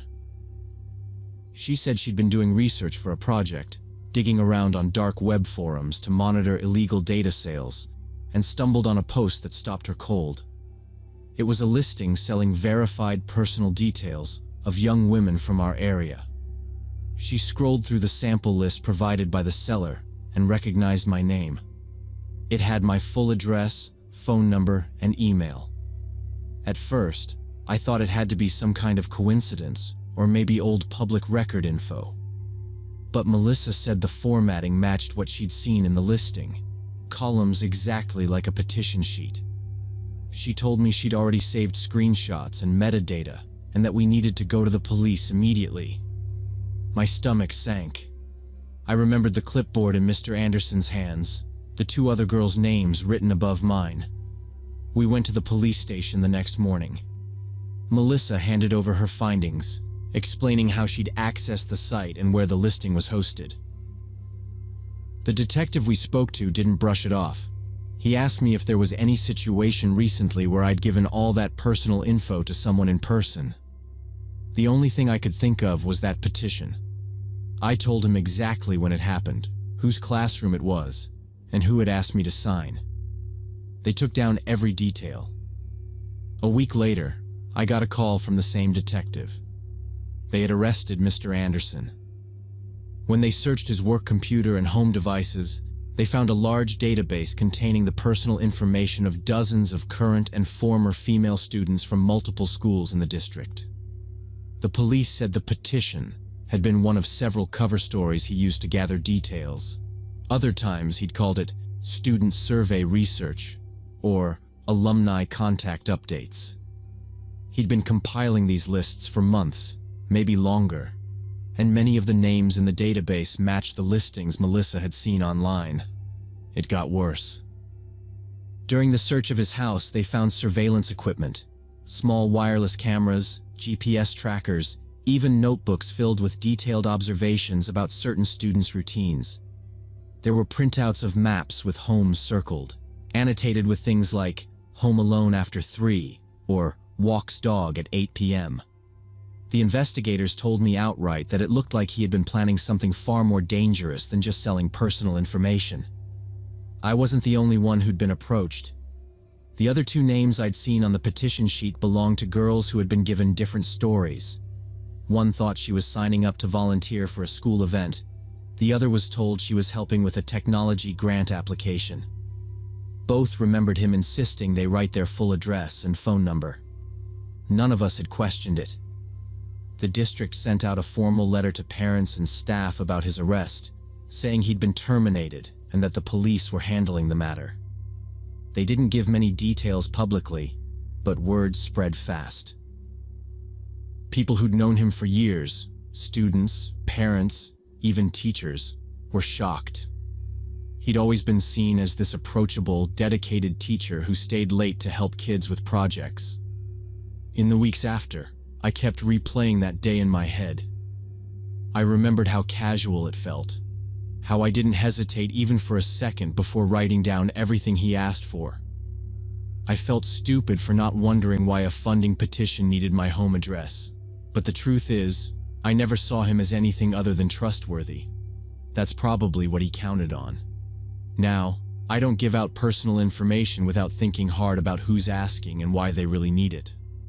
I've gotten comfortable saying no or leaving sections blank if something feels unnecessary. It's not paranoia, it's caution. Because I learned the hard way that sometimes the people who seem the safest, the most normal, are the ones who've been planning something all along, and they'll hide it behind the friendliest smile in the room.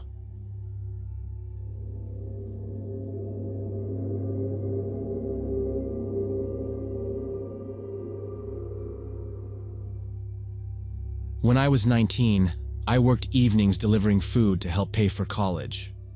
Most nights were uneventful. People ordered dinner, I drove to their house, handed over the food, and went on to the next stop. It was the kind of job where you could switch to autopilot as long as you didn't hit traffic. That Thursday night, I had just finished a delivery near downtown when my phone buzzed with a new order. Sushi, prepaid, heading out to a house about 20 minutes into the suburbs. The name didn't ring a bell, but the address looked normal. No apartment buzzers or strange notes in the delivery instructions. I grabbed the insulated bag from the restaurant, packed it in my hatchback, and set off. Traffic was light for once, so I merged onto the main road leading out of town and settled in for the drive.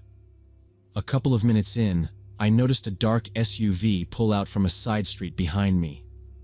At first, I didn't think much of it, but after another mile, I realized they were matching my pace exactly. The road was empty except for us, so they had plenty of room to pass if they wanted. Instead, they stayed a steady 3 car lengths back. I eased up on the gas, letting my speed drop a few miles per hour, hoping they'd overtake me.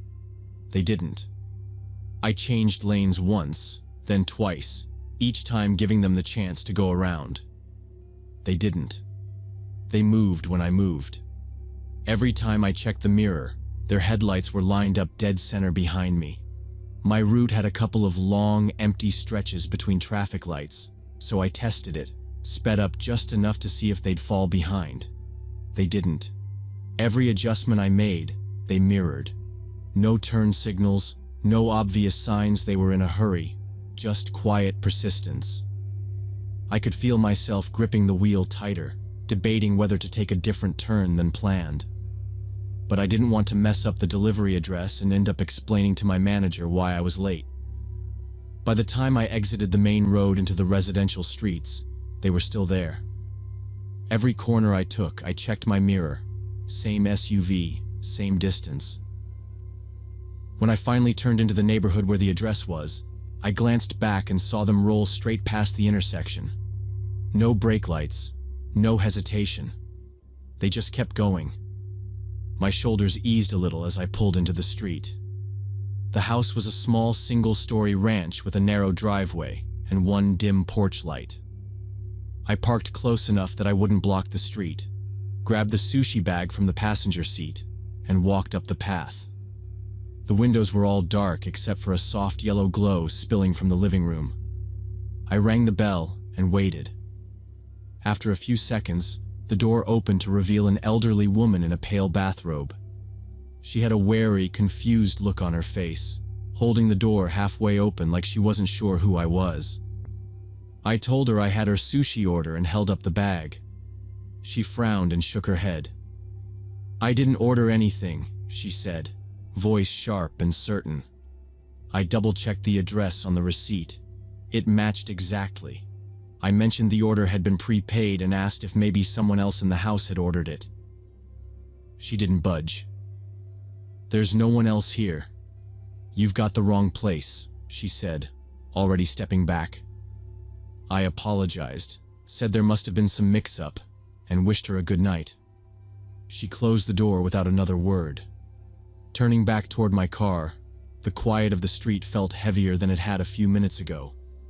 The bag of sushi swung lightly in my hand as I walked down the driveway, still trying to figure out how the address could be wrong.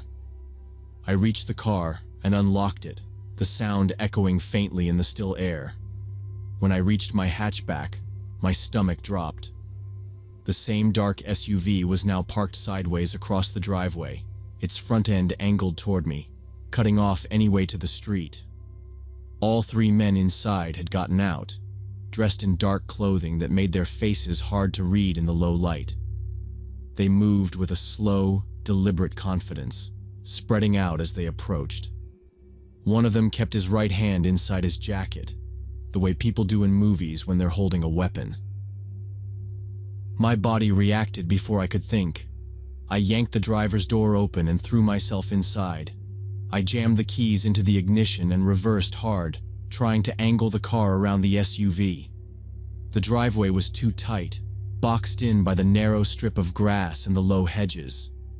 I cranked the wheel, tires screeching as I tried to swing the back end out. The right rear wheel slipped off the edge into a patch of damp earth beside the house, and the whole car lurched sideways. I pressed the gas harder, but the tires only spun in place, kicking up mud. The thud of footsteps was getting closer. The realization hit me in a wave. There was no getting the car free in time. I left the engine running, grabbed my phone, and bolted from the driver's seat. I sprinted past the side of the house toward the narrow stretch of lawn that gave way to the small wooded area behind the property. Shouts rang out behind me, sharp and angry. I didn't dare look back. Branches whipped against my arms as I pushed deeper into the trees, my shoes slipping on fallen leaves. The light from the street disappeared quickly under the canopy. My breath was loud in my ears, my heart pounding so hard I thought it might give me away. I spotted a dense cluster of bushes and dropped to my knees, crawling into the hollow beneath them until I was completely hidden.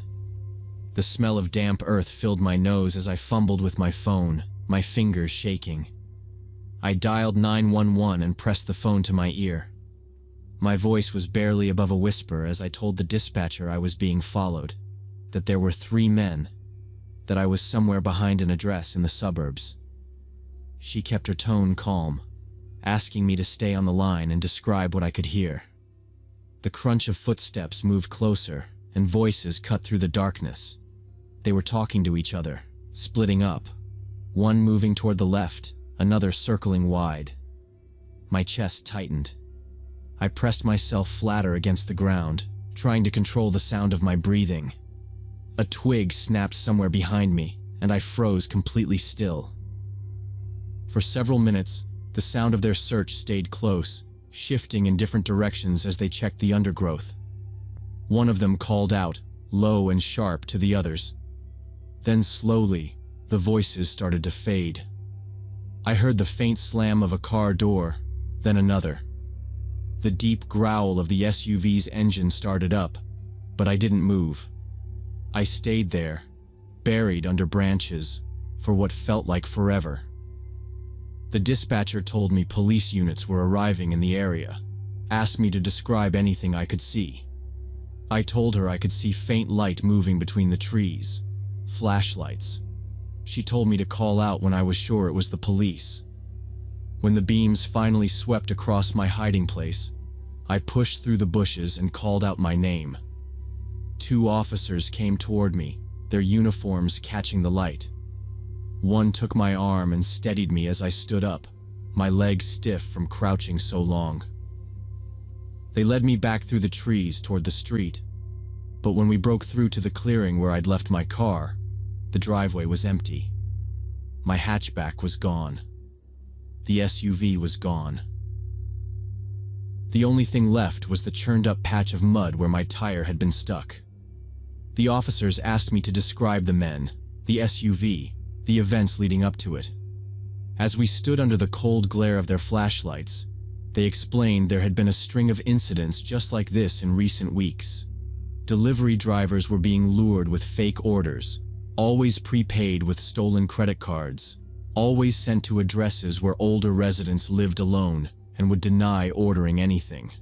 The thieves would follow the driver, wait for them to be confused or distracted, then rob them. In 2 cases, the drivers had been beaten when they tried to fight back. The officers told me I was lucky to have run before they caught me.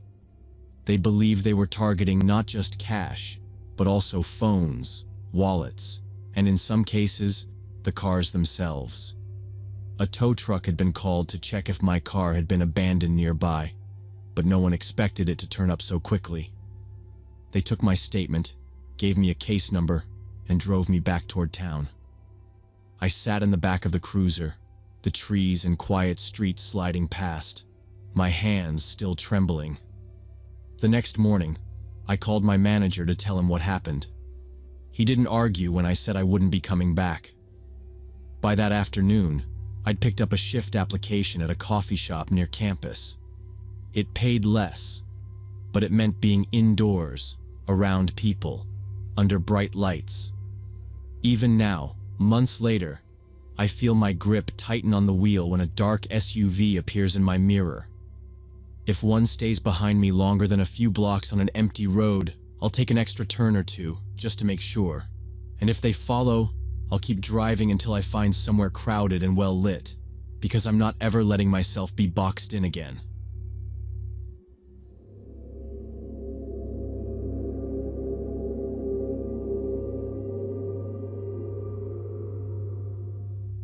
When I was 20 and studying medical facility architecture, my friends Kevin and Nathan decided we should spend a weekend in Milford, checking out the recently closed district hospital. It had only been shut for 6 months after going bankrupt, and it was exactly the kind of real-world layout we needed for our coursework on hospital design. We drove up Friday evening, booked into a cheap roadside motel just a short walk from the hospital grounds, and planned the next morning for our inspection. The building was a 3-story brick block from the 70s, with that dull institutional look, rectangular windows, flat roof, and all the utility pipes hidden behind faded paneling. Most of the windows were covered in plywood, but there wasn't any obvious structural damage. It looked almost ready to reopen if someone cleaned it up. Early Saturday, we walked the perimeter, noting the emergency vehicle access, the ambulance bay, and where service deliveries must have come in. The place was quiet except for the wind rattling a loose piece of sheet metal somewhere near the boiler house. We circled twice, looking for an easy way inside that wouldn't damage anything. The front doors were chained and padlocked, and the side staff entrance had a solid metal security door bolted shut.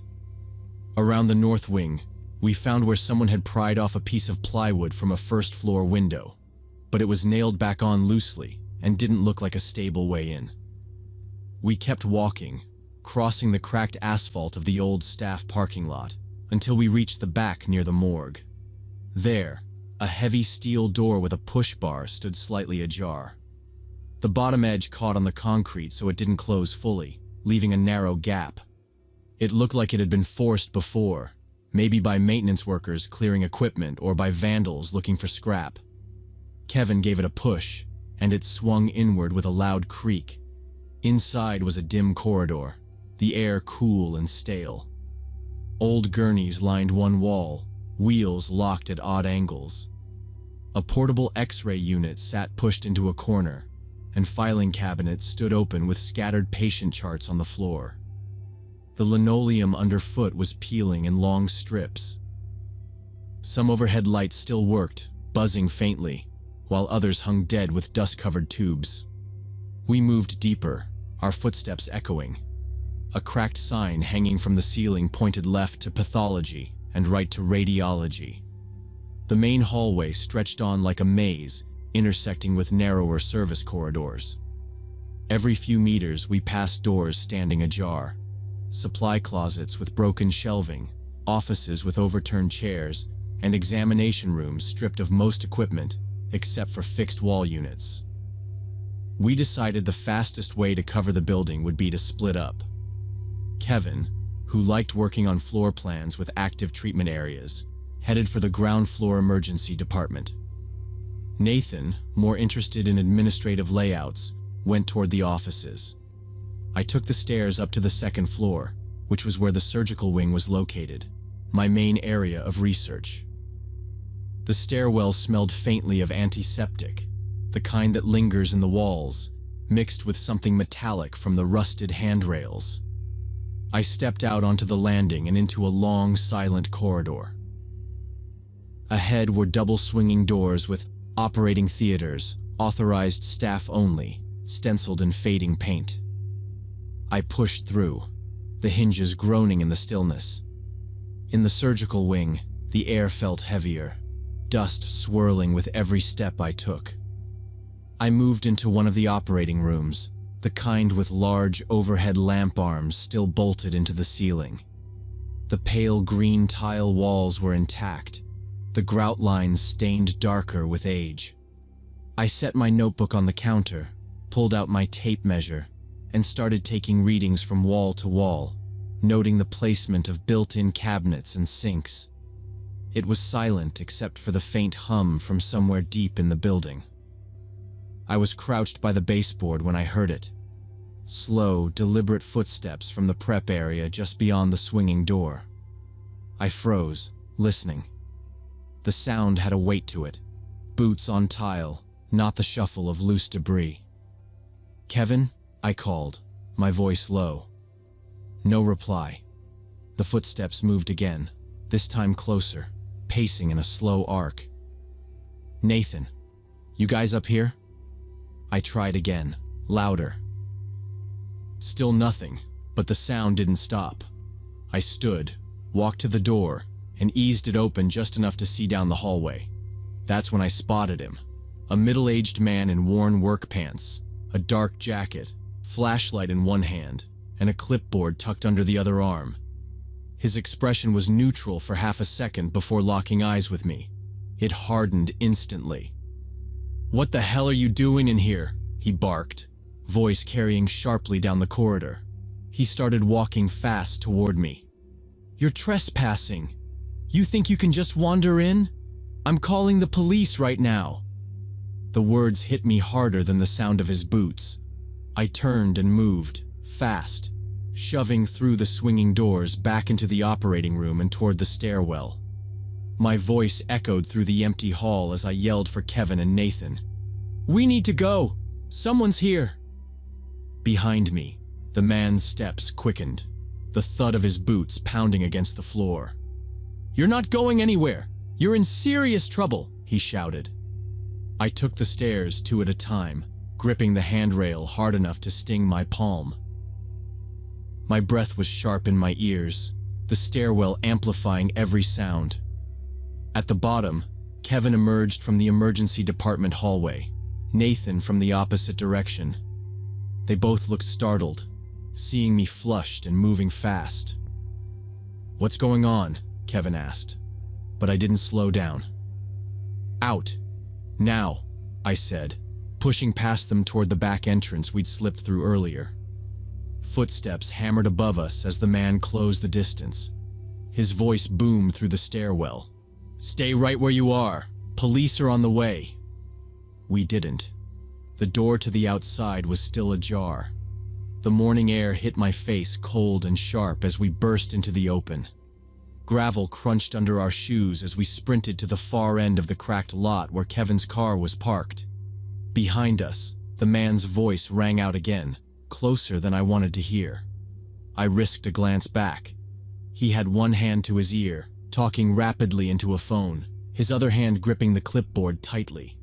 We piled into the car. Kevin started the engine, the tires spitting grit as we pulled away. I twisted in my seat just enough to see him standing near the hospital entrance, writing on the clipboard, his eyes locked on our vehicle. I didn't need to guess what he was jotting down. It wasn't until we were a few blocks away that anyone spoke. Nathan exhaled hard. That was security, wasn't it?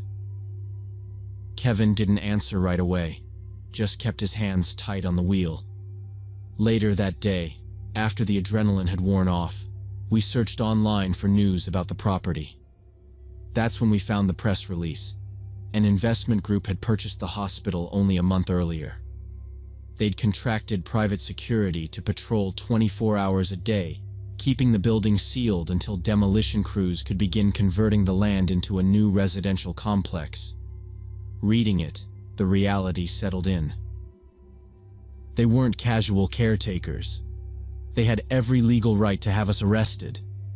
If he'd chosen to detain us until police arrived, we could have been facing charges for trespassing, maybe even breaking and entering. I thought about how confident we'd been that morning, treating the place like an open classroom. We hadn't bothered to call the city offices, hadn't checked for public access programs, hadn't even tried to contact the property owner. We just assumed it was empty space for the taking. I never did submit that project. Without measurements from all 3 departments, my report was useless. I cobbled together a partial write-up from old floor plans and stock references, but it was thin. My professor asked why I hadn't finished it properly, and I gave a vague excuse about losing my notes. The truth is, I didn't want to talk about it. I didn't want to admit how close we'd come to having our names in some security log, or worse, on a police report. I still think about that clipboard. For all I know, our license plate was filed away somewhere in the company's archives. That day taught me something I should have known already. No matter how harmless your intentions are, a locked door and a posted property are not an invitation. The difference between an explorer and a trespasser isn't the gear you carry or the project you're working on. It's permission. When you're young, it's easy to see opportunity in every abandoned place, to think a half-closed door is just an oversight. But some shortcuts carry more weight than you realize at the time. That morning, we thought we were just students chasing measurements. In the eyes of the people who owned that building, we were intruders. And once someone calls you that, it doesn't matter what you meant to be.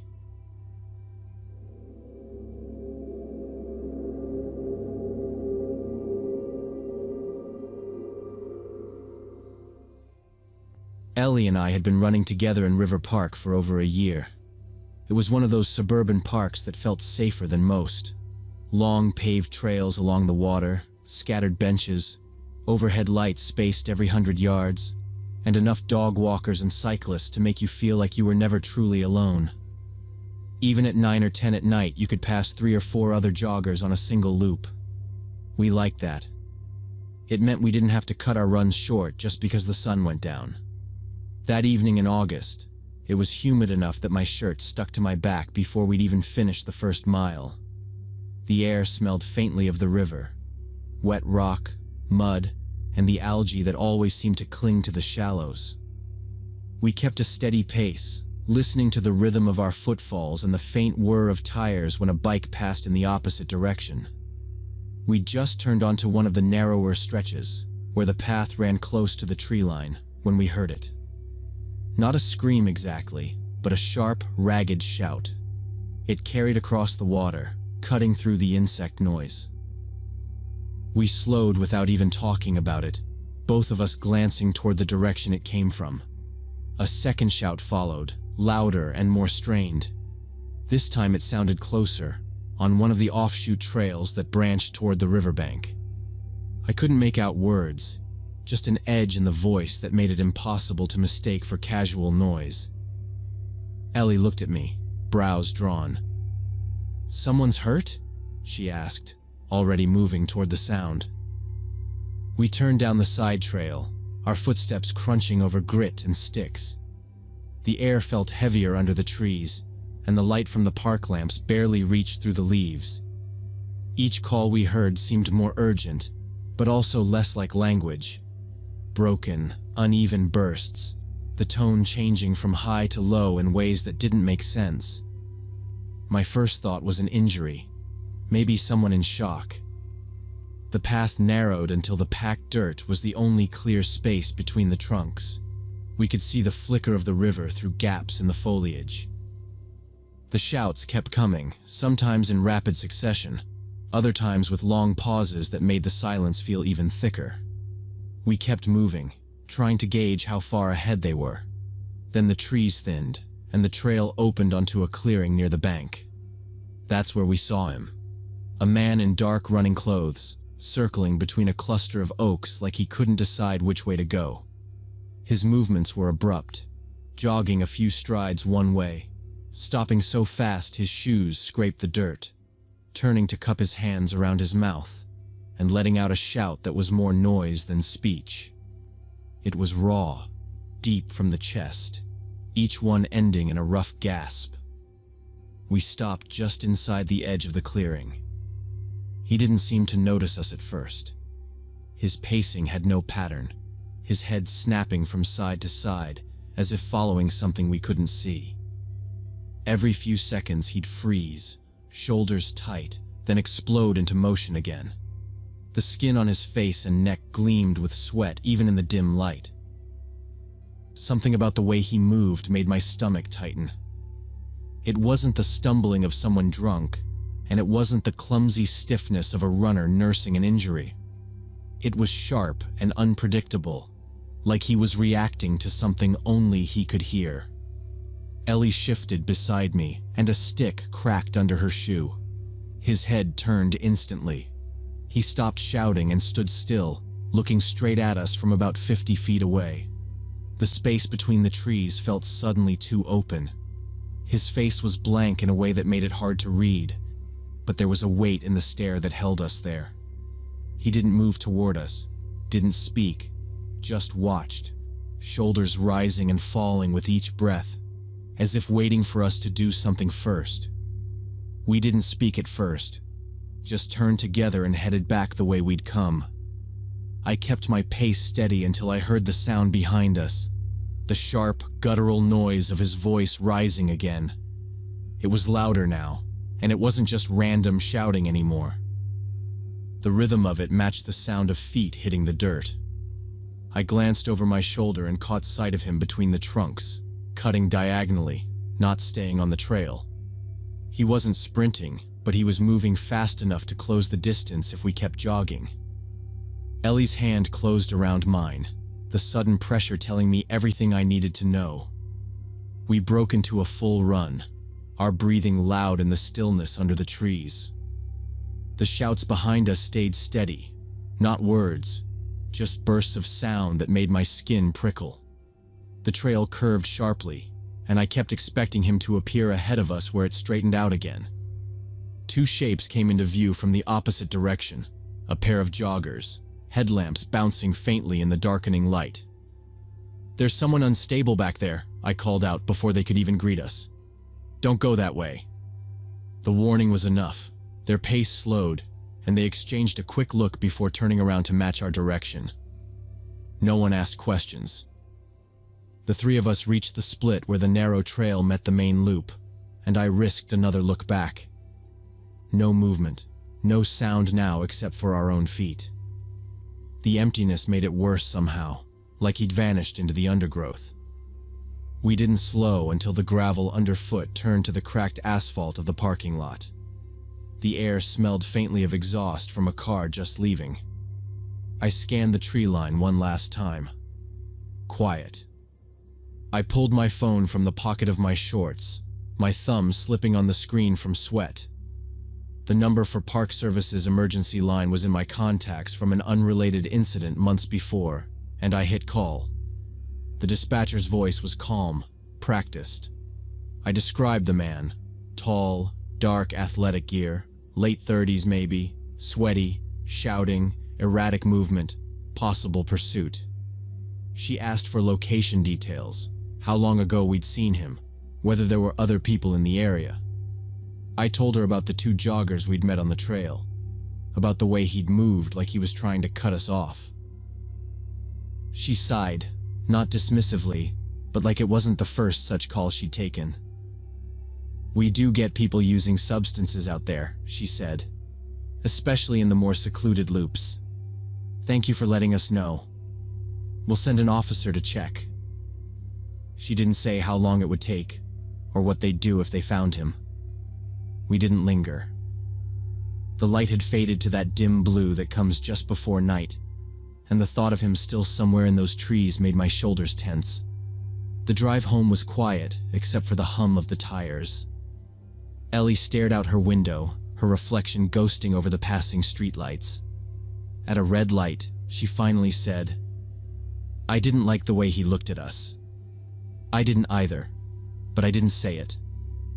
The next morning, I searched the local news sites between work emails. Nothing. That night, I checked the Park Service's online bulletins. Still nothing. No arrests, no public warnings. I told myself it meant they'd found him and walked him out without trouble, maybe taken him to a hospital. But the absence of any report kept me checking for 3 more days. Each time, nothing. When we went back to running that weekend, we parked closer to the main entrance and stuck to the loop where the lampposts stood at regular intervals.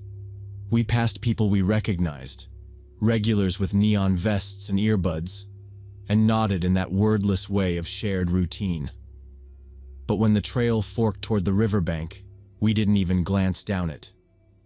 Weeks passed, and the pattern stuck. Main trails only, earlier runs when the sun still hung above the rooftops, no side paths. If we saw someone ahead who moved oddly, we slowed and kept a wide berth.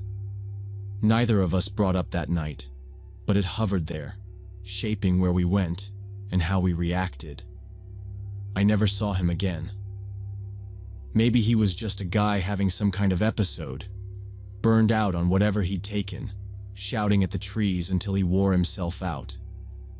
Maybe he was more dangerous than that, looking for someone too slow to get away. I'll never know.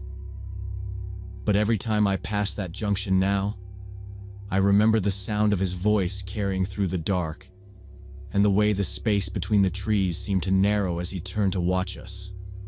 It was enough to remind me that familiarity isn't the same as safety, and that sometimes the smartest thing you can do is listen to the knot in your stomach, turn around, and run.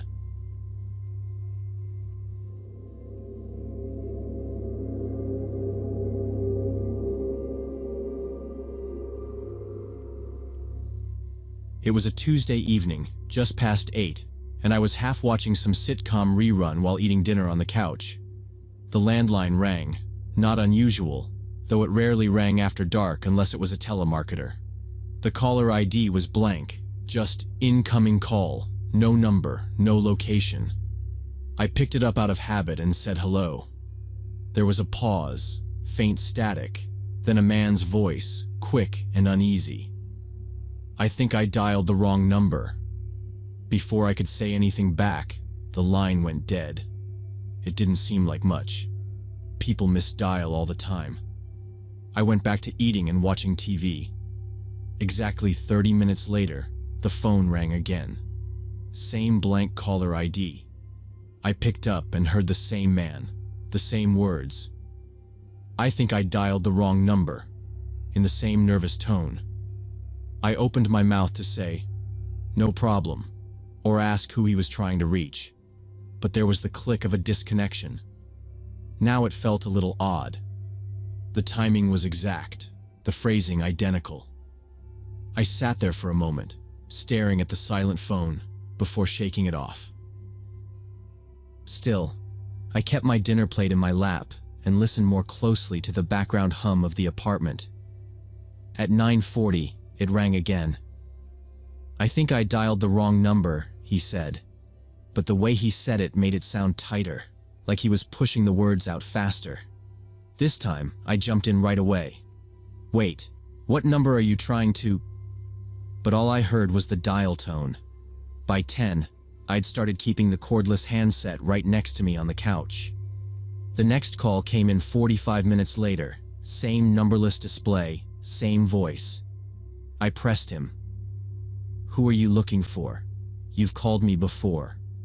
But the man cut off mid-breath and hung up. They kept coming. Every 40 to 50 minutes, the same phrase, his tone ratcheting tighter with each call. I started wondering if this was some kind of recording, or maybe someone playing with me, though I couldn't think of who would bother. After the 6th call, I decided not to answer.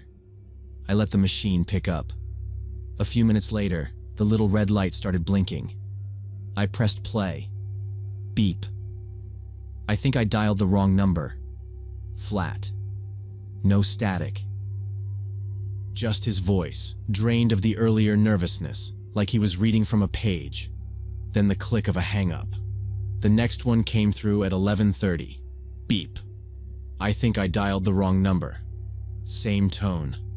By midnight, I'd counted 12 messages, all identical. The only difference was the faint shift in the background noise. Sometimes a low hum, sometimes nothing at all. I sat at the kitchen counter with the phone next to me, the answering machine's light blinking like a metronome in the dim room. I turned the ringer down to keep the sound from breaking the stillness.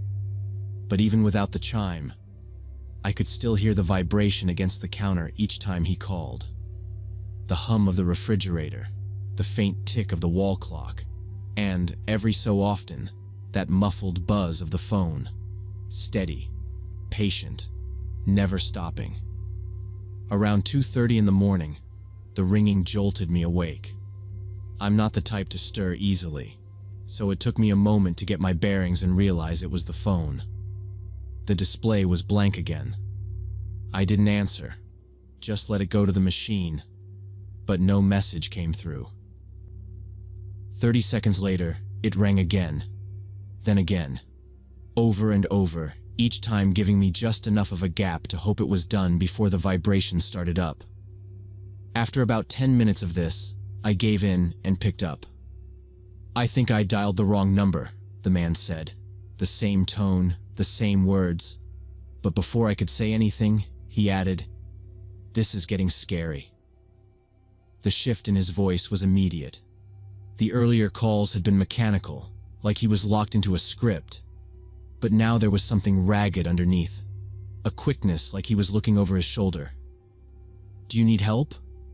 Is someone making you call me?" I asked. Silence. Then, almost a whisper, he repeated himself. "I think I dialed the wrong number. This is getting scary." The faintest breath hit the receiver, and then the click of disconnection. I sat there with the phone in my hand, staring into the dark of my apartment. My mouth was dry, and I found myself glancing toward the windows, checking that the blinds were shut. For about an hour after that, the phone stayed silent. I lay back down, but sleep didn't come. Every creak of the building, every car that passed outside, set my ears straining for the next ring. At 4, it started again. Not every 40 minutes now, but every few minutes. Sometimes I answered and heard nothing before the click. Sometimes the answering machine caught it, replaying that same flat recording of his phrase. By then, the repetition wasn't just unsettling. It was wearing me down. My eyes burned, my body ached from sitting upright too long. I kept thinking if I missed the call where he finally said something real, I'd never know what this was about. Around 5, I called my phone company, my voice low like I was trying not to wake someone. I explained about the calls, the number not showing up, the hours of harassment.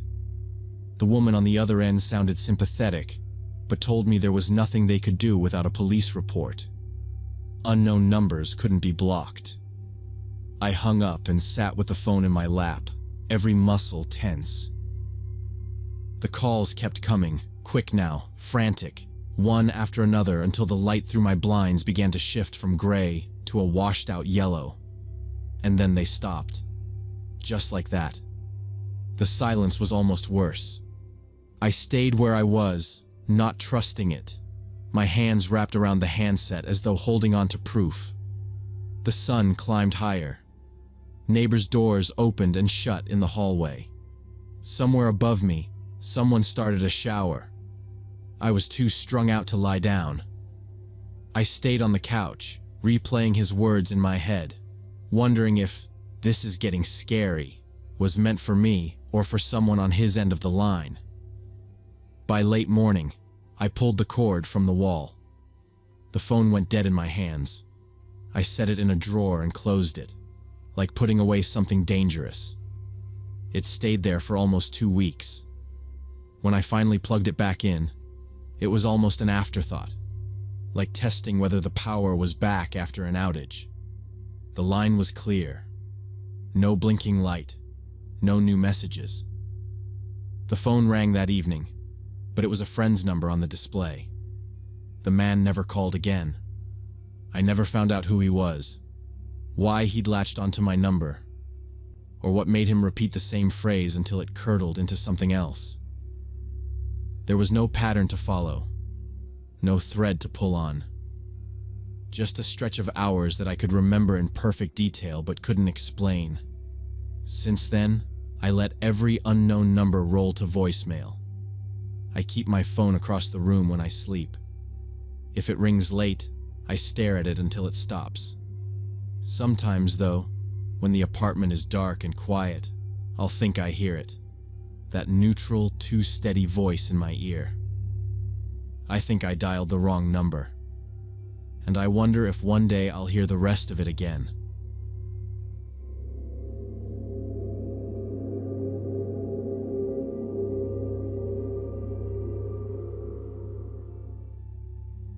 When my family moved to Roseville, I thought we'd finally found our perfect home. The neighborhood looked peaceful, tree-lined streets, well-maintained houses. My son Tyler was 8 and couldn't stop talking about his new room. During our first house viewing, I'd parked in what I thought was a public spot across the street. I didn't think twice about it. That small decision would end up being the start of everything that went wrong.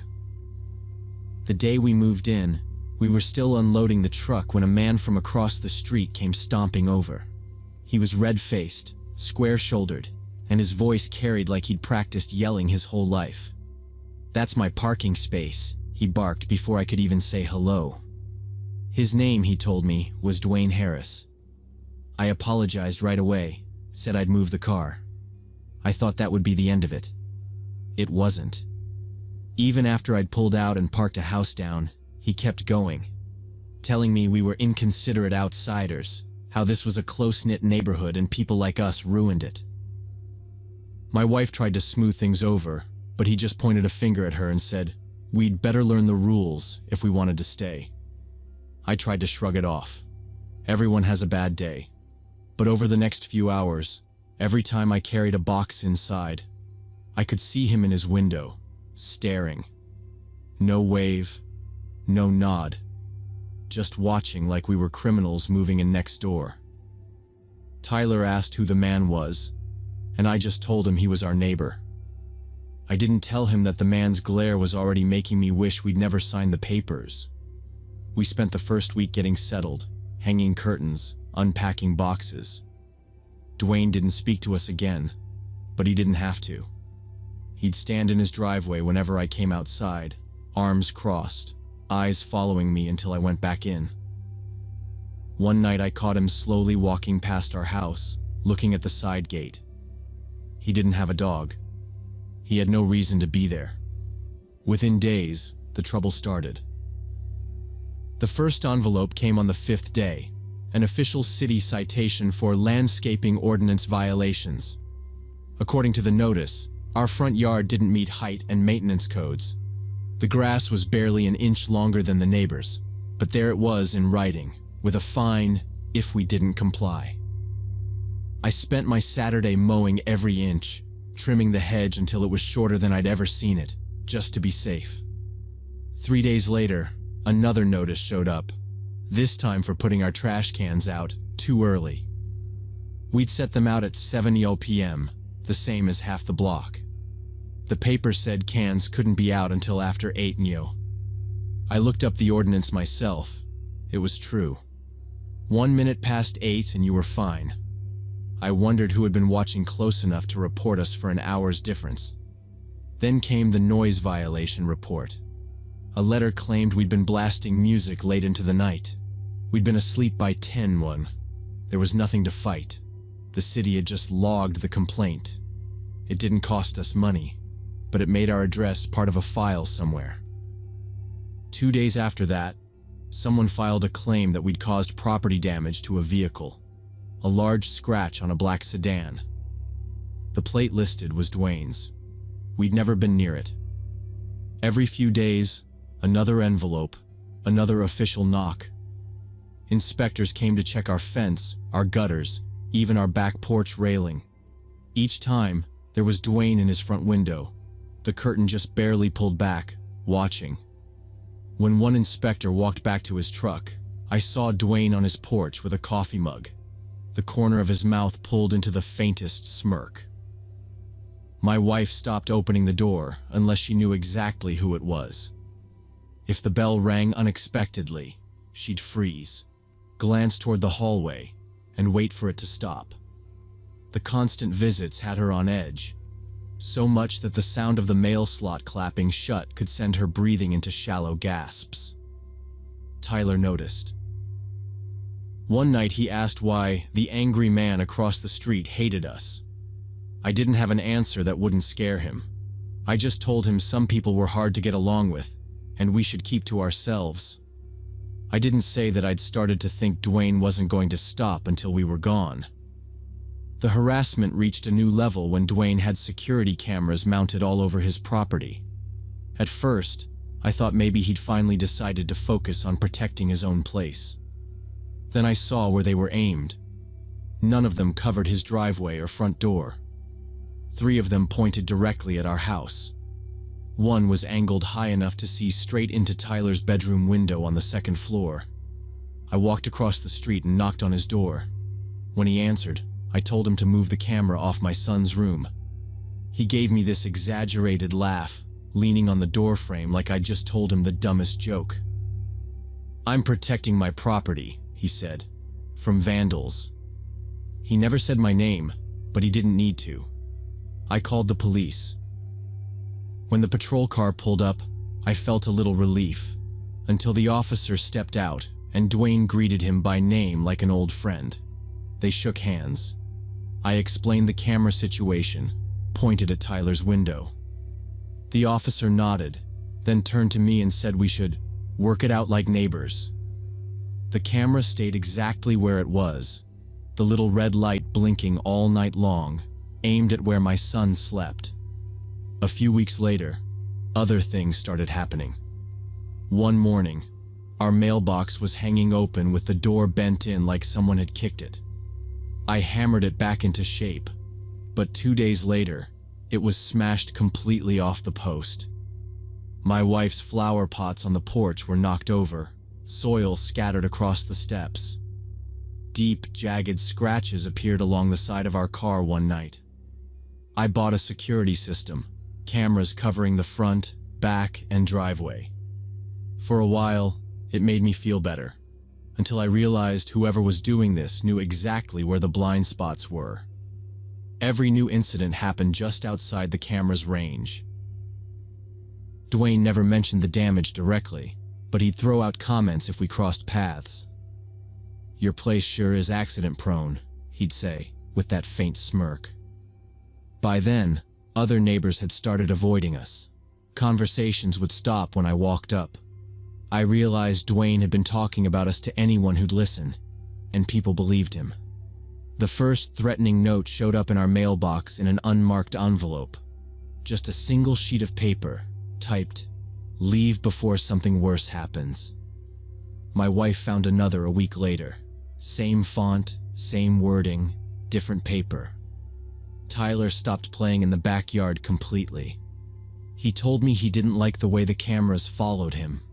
He wasn't wrong. The stress seeped into everything. My wife jumped whenever the doorbell rang. I stayed up late checking the locks twice, 3 times before bed. Tyler started waking up in the night, saying he'd heard noises outside. We stopped inviting anyone over, stopped trying to make friends here. The house that was supposed to be our dream home felt more like a trap we couldn't get out of. 2 years of this wore us down. My wife's doctor prescribed anxiety medication. Tyler's school counselor called to say he seemed tired and distracted. I'd gained 30 pounds from stress and late-night eating, trying to quiet the constant churn in my stomach. We finally put the house up for sale, even knowing we'd lose money. Getting away from Dwayne was worth it. The morning the moving truck pulled up, I saw him standing in his driveway with his arms crossed. For the first time since the day we met, he was smiling. He didn't wave, didn't speak, just watched as we carried the last boxes out. We moved across town, found a smaller place where Tyler could ride his bike without feeling watched, and my wife could sleep without jumping at every sound. The new neighbors wave when we pass. They talk about block parties and watch each other's kids. Sometimes, the bullies win. The system protects them when they know the right people. I learned that a home isn't just about the building you buy. It's about the people who live around it. And sometimes, no matter how hard you try, the only way to win is to leave.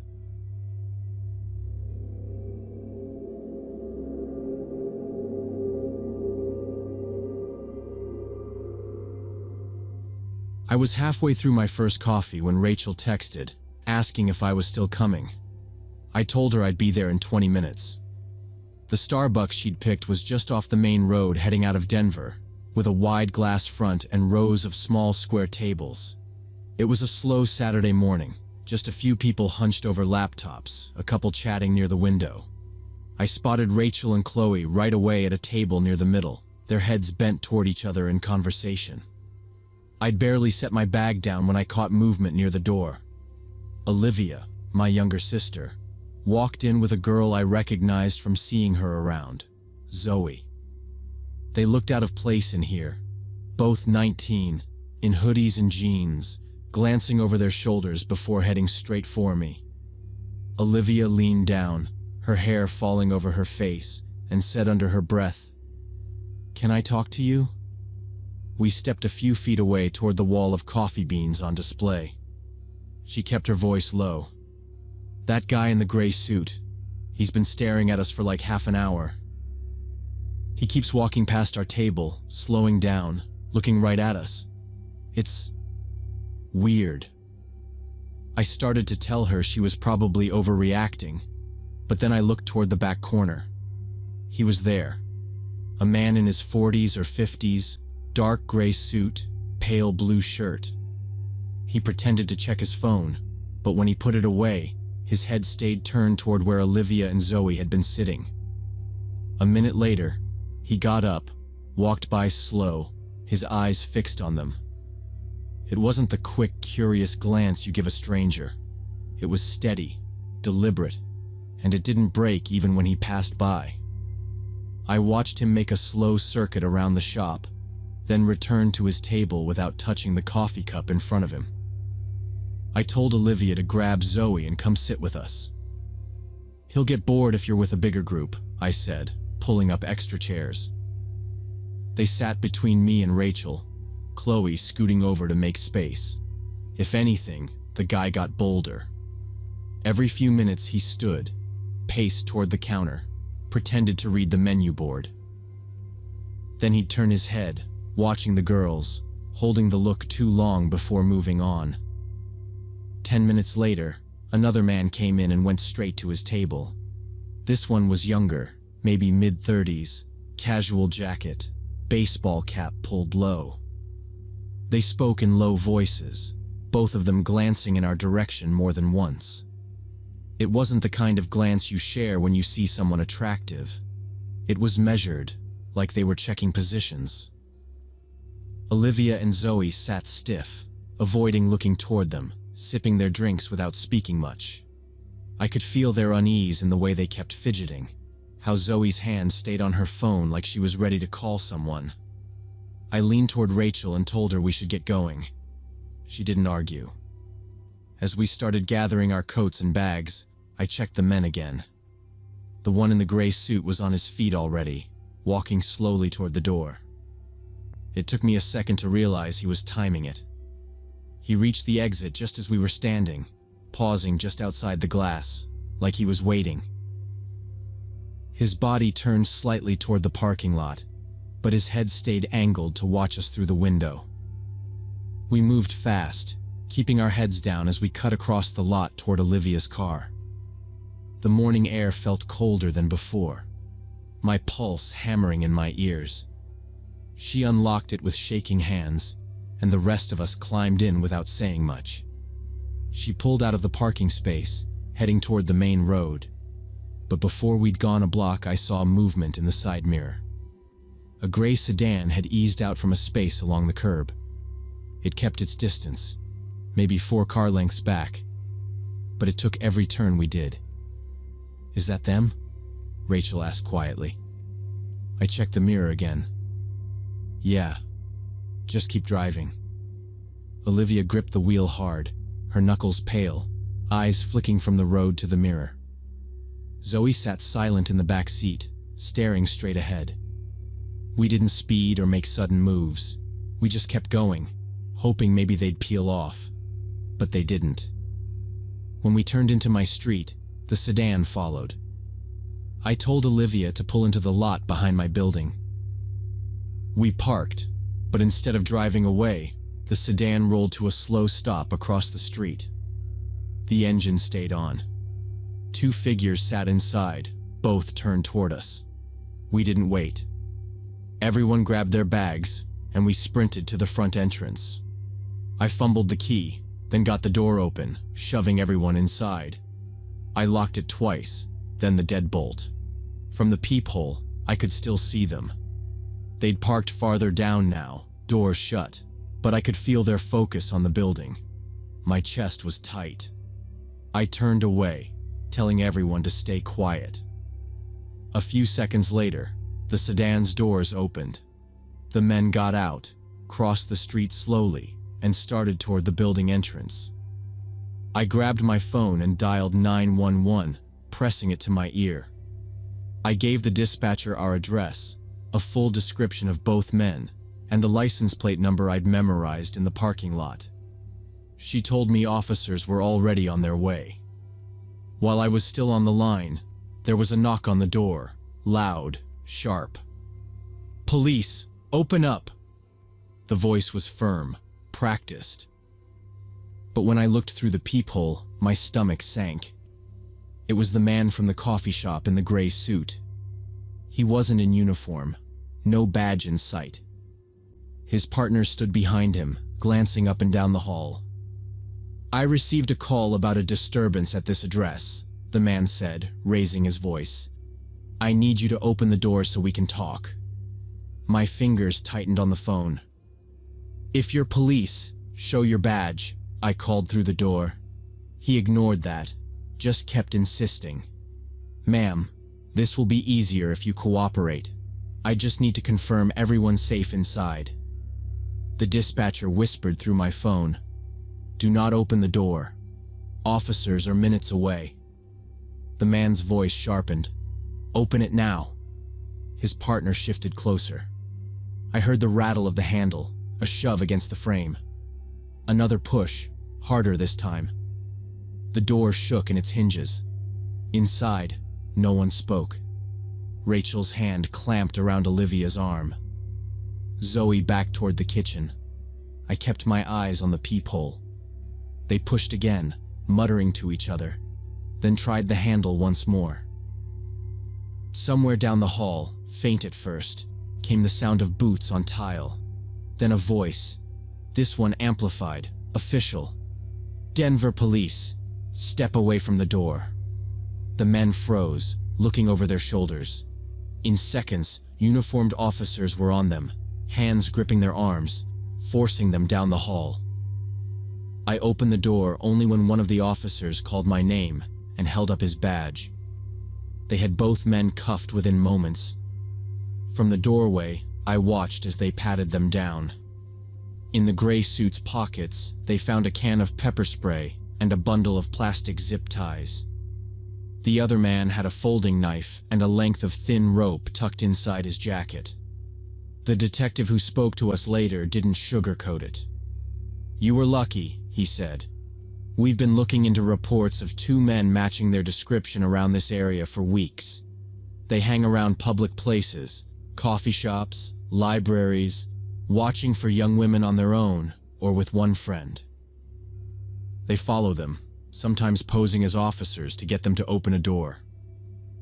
It made sense in a sick way. If I hadn't been there with Olivia that morning, if we'd all gone our separate ways, they might have followed her and Zoe to wherever they were headed. And if we'd opened the door when they first knocked, thinking they were real police, it would have been over in seconds. The charges were serious: stalking, impersonating police, attempted kidnapping, possession of weapons. The detective told us the case would be strong with the evidence they'd seized, and the fact we'd given clear descriptions on the 911 call. After they left, the apartment felt smaller, like the air was heavier. No one wanted to go anywhere. Olivia sat on the couch, staring at the floor, and Zoe kept rubbing her arms like she was cold. Rachel made tea none of us drank. Later, when I stood by the window and looked down at the street, the gray sedan was gone, replaced by an empty patch of curb. But I couldn't shake the image of them sitting there, engine running, just waiting. That night, I double-checked the locks before bed. I told Olivia and Zoe they could stay as long as they wanted. None of us wanted to talk much about what almost happened. But I kept thinking about the moment in the coffee shop when Olivia had said she felt watched, and how close I'd been to brushing it off. You want to believe you're just being paranoid, that people aren't capable of something like this in the middle of an ordinary Saturday morning. You want to believe that. But sometimes the bad feeling is the only warning you get. If there's one thing I'll remember from that day, it's this. If someone claims to be police, check their identification. Through the door, not after you've opened it. If something feels wrong, it probably is. And if you think someone's following you, don't go home. Go somewhere public, somewhere with people, and call for help. We were lucky. Not everyone gets to say that.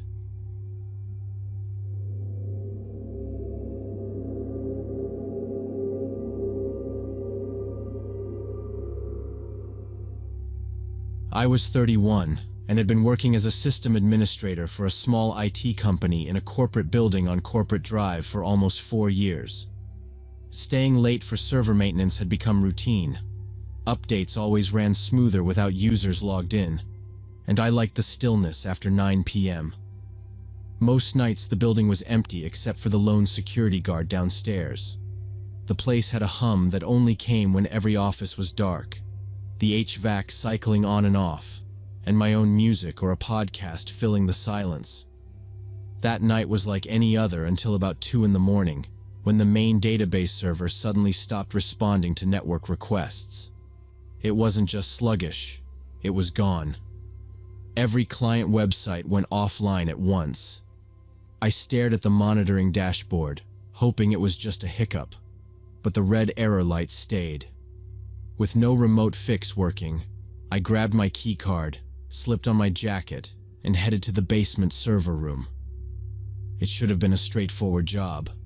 Check connections, restart hardware, get everything running again. The elevator ride down was quiet, fluorescent lights buzzing overhead. The basement corridors always smelled faintly of dust and warm electronics. When I badged into the server room, the first thing I saw made me stop in the doorway. The main network cable to our primary switch wasn't just loose, it was completely unplugged, lying on the concrete floor. Those cables had locking clips. You had to press the tab firmly to pull one free. It wasn't something that happened on its own. Someone had been in here and had done it deliberately. I bent down, picked it up, and reconnected it until it clicked into place. The server fans spun a little louder as traffic started flowing again. A glance at my phone confirmed it. Every system we hosted was coming back online. I stayed for a moment, watching the status bars turn green, making sure nothing else was amiss. When I stepped back into the hallway, the air felt different, cooler somehow, with a faint echo of movement. As I started toward the elevator, I heard the muffled thud of a door closing somewhere deeper in the building. It wasn't the sound of the server room door behind me. This came from farther away, followed by the measured rhythm of footsteps in the corridor above. I called out, thinking maybe it was maintenance or the night security guard making rounds. My voice sounded too loud in the empty space. No answer came back. But the footsteps kept moving, unhurried, crossing from one end of the hallway to another, then fading before starting again on a different floor. A slow, cold realization crept in. Building policy required all after-hours personnel to check in with one another. If security was in the building, he would have known I was downstairs, and he would have responded. Whoever was moving around up there wasn't supposed to be here. I followed the sound of the footsteps up the stairs, keeping close to the wall to avoid making noise. The stairwell door to the second floor was ajar, and just beyond it, I could see the frosted glass door of Henderson Marketing Agency standing wide open. A narrow beam of light swept across the interior. I stepped closer and saw someone crouched by a row of file cabinets, rifling quickly through folders and drawers. Another figure moved near the far desks, pulling open drawers and dumping contents onto the floor. Both wore dark clothing and gloves, their faces shadowed beneath caps. I spotted a wall phone just inside the hallway and picked it up, dialing the security desk. It rang twice before I realized no one was answering. I hung up, switched to my cell phone, and saw the dead zone signal. 2 bars disappearing completely as I stepped back toward the stairwell. I remembered the basement always killed reception. I moved as quietly as I could back down the stairs to the lobby level. The glow from the security desk monitors lit the empty space. Marcus's chair sat pushed back, computer still logged in, a half-full mug of coffee steaming faintly beside the keyboard. I called his name softly, then louder. No response. Something about the silence made the hair on my arms rise. I checked behind the desk, finding nothing at first. Then I noticed the supply closet door was closed but not latched. I pulled it open and froze. Marcus was slumped in a chair inside, wrists and ankles bound with zip ties, a strip of duct tape over his mouth. His head lolled forward, breathing shallow and slow. I pulled the tape away and shook him, but he didn't stir. His skin was clammy, and a chemical smell clung to his uniform shirt. His belt was missing, along with the ring of master keys and the access code tablet he carried for the building's alarm zones.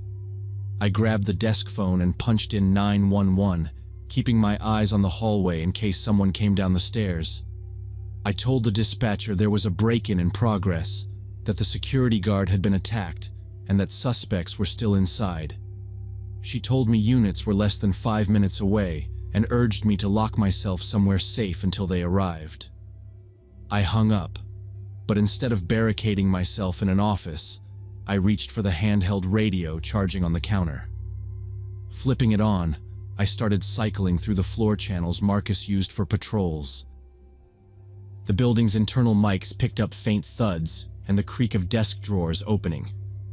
On one channel, a voice whispered, "Check the west side, data servers in there." On another, I caught the sound of something metallic hitting the floor. I could hear them in more than one place now, at least 3 separate rooms being hit at once.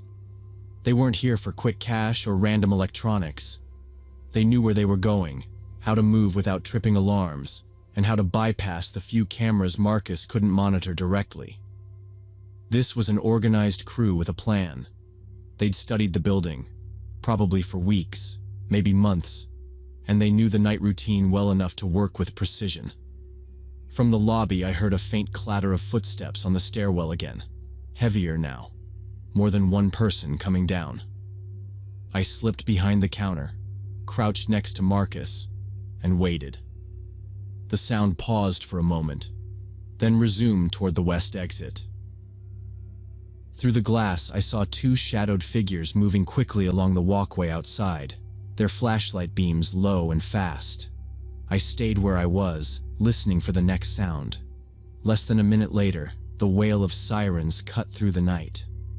Red and blue lights splashed across the lobby windows. The radio on the counter crackled with a man's voice saying, "They're here early. Go." A pounding of boots echoed through the lobby entrance as 2 uniformed officers pushed in, weapons drawn. I raised my hands, calling out, "I'm the one who called." One officer broke off toward the west exit, while the other rushed to the supply closet. I stepped back so they could check Marcus. Within moments, more officers were pouring into the building, fanning out toward the stairwells. The police caught 2 men in a hallway on the 3rd floor, both carrying overstuffed backpacks. A 3rd suspect was pulled from a van idling in the alley behind the building, his phone still open to a group text showing live updates from inside. One of the detectives walked me through what they already suspected. The crew had been watching this building for months, logging when people came and went, noting that Marcus took his meal break around 1 in the morning and left the lobby unmanned for a short stretch. They knew I stayed late every Tuesday, that my lights were often the last ones burning in the server wing, and that my schedule never changed. The unplugged cable that brought me to the basement hadn't been their main move. It was damage from someone crawling through the ventilation duct over the server racks to avoid being seen on the corridor cameras. Their real target was upstairs. Henderson Marketing Agency's client files, a trove of high-net-worth customer data and financial records worth a fortune on certain corners of the internet. The detective showed me a seized tablet with notes on each targeted suite, camera blind spots, and door schedules. My name was on one page, next to the note, "Twos, 6 p.m. 2:30 server maint. Ignore, unless trips alarm." I stared at it longer than I needed to. By the time they loaded the suspects into the back of patrol cars, Marcus had been taken to the hospital, still unconscious, but stable. The officers collected my statement, along with every detail I could remember about what I'd seen and heard before they arrived. Standing outside in the pre-dawn air, I realized that for weeks, maybe longer, someone had been counting on my predictability as part of their plan. My routine, once just a comfortable habit, had been a piece on their chessboard, a quiet gap they could exploit. And that thought followed me home more than any noise from that night. Sometimes, you don't have to be involved in a crime to play a role in it. You just have to keep doing the same thing long enough for someone else to notice.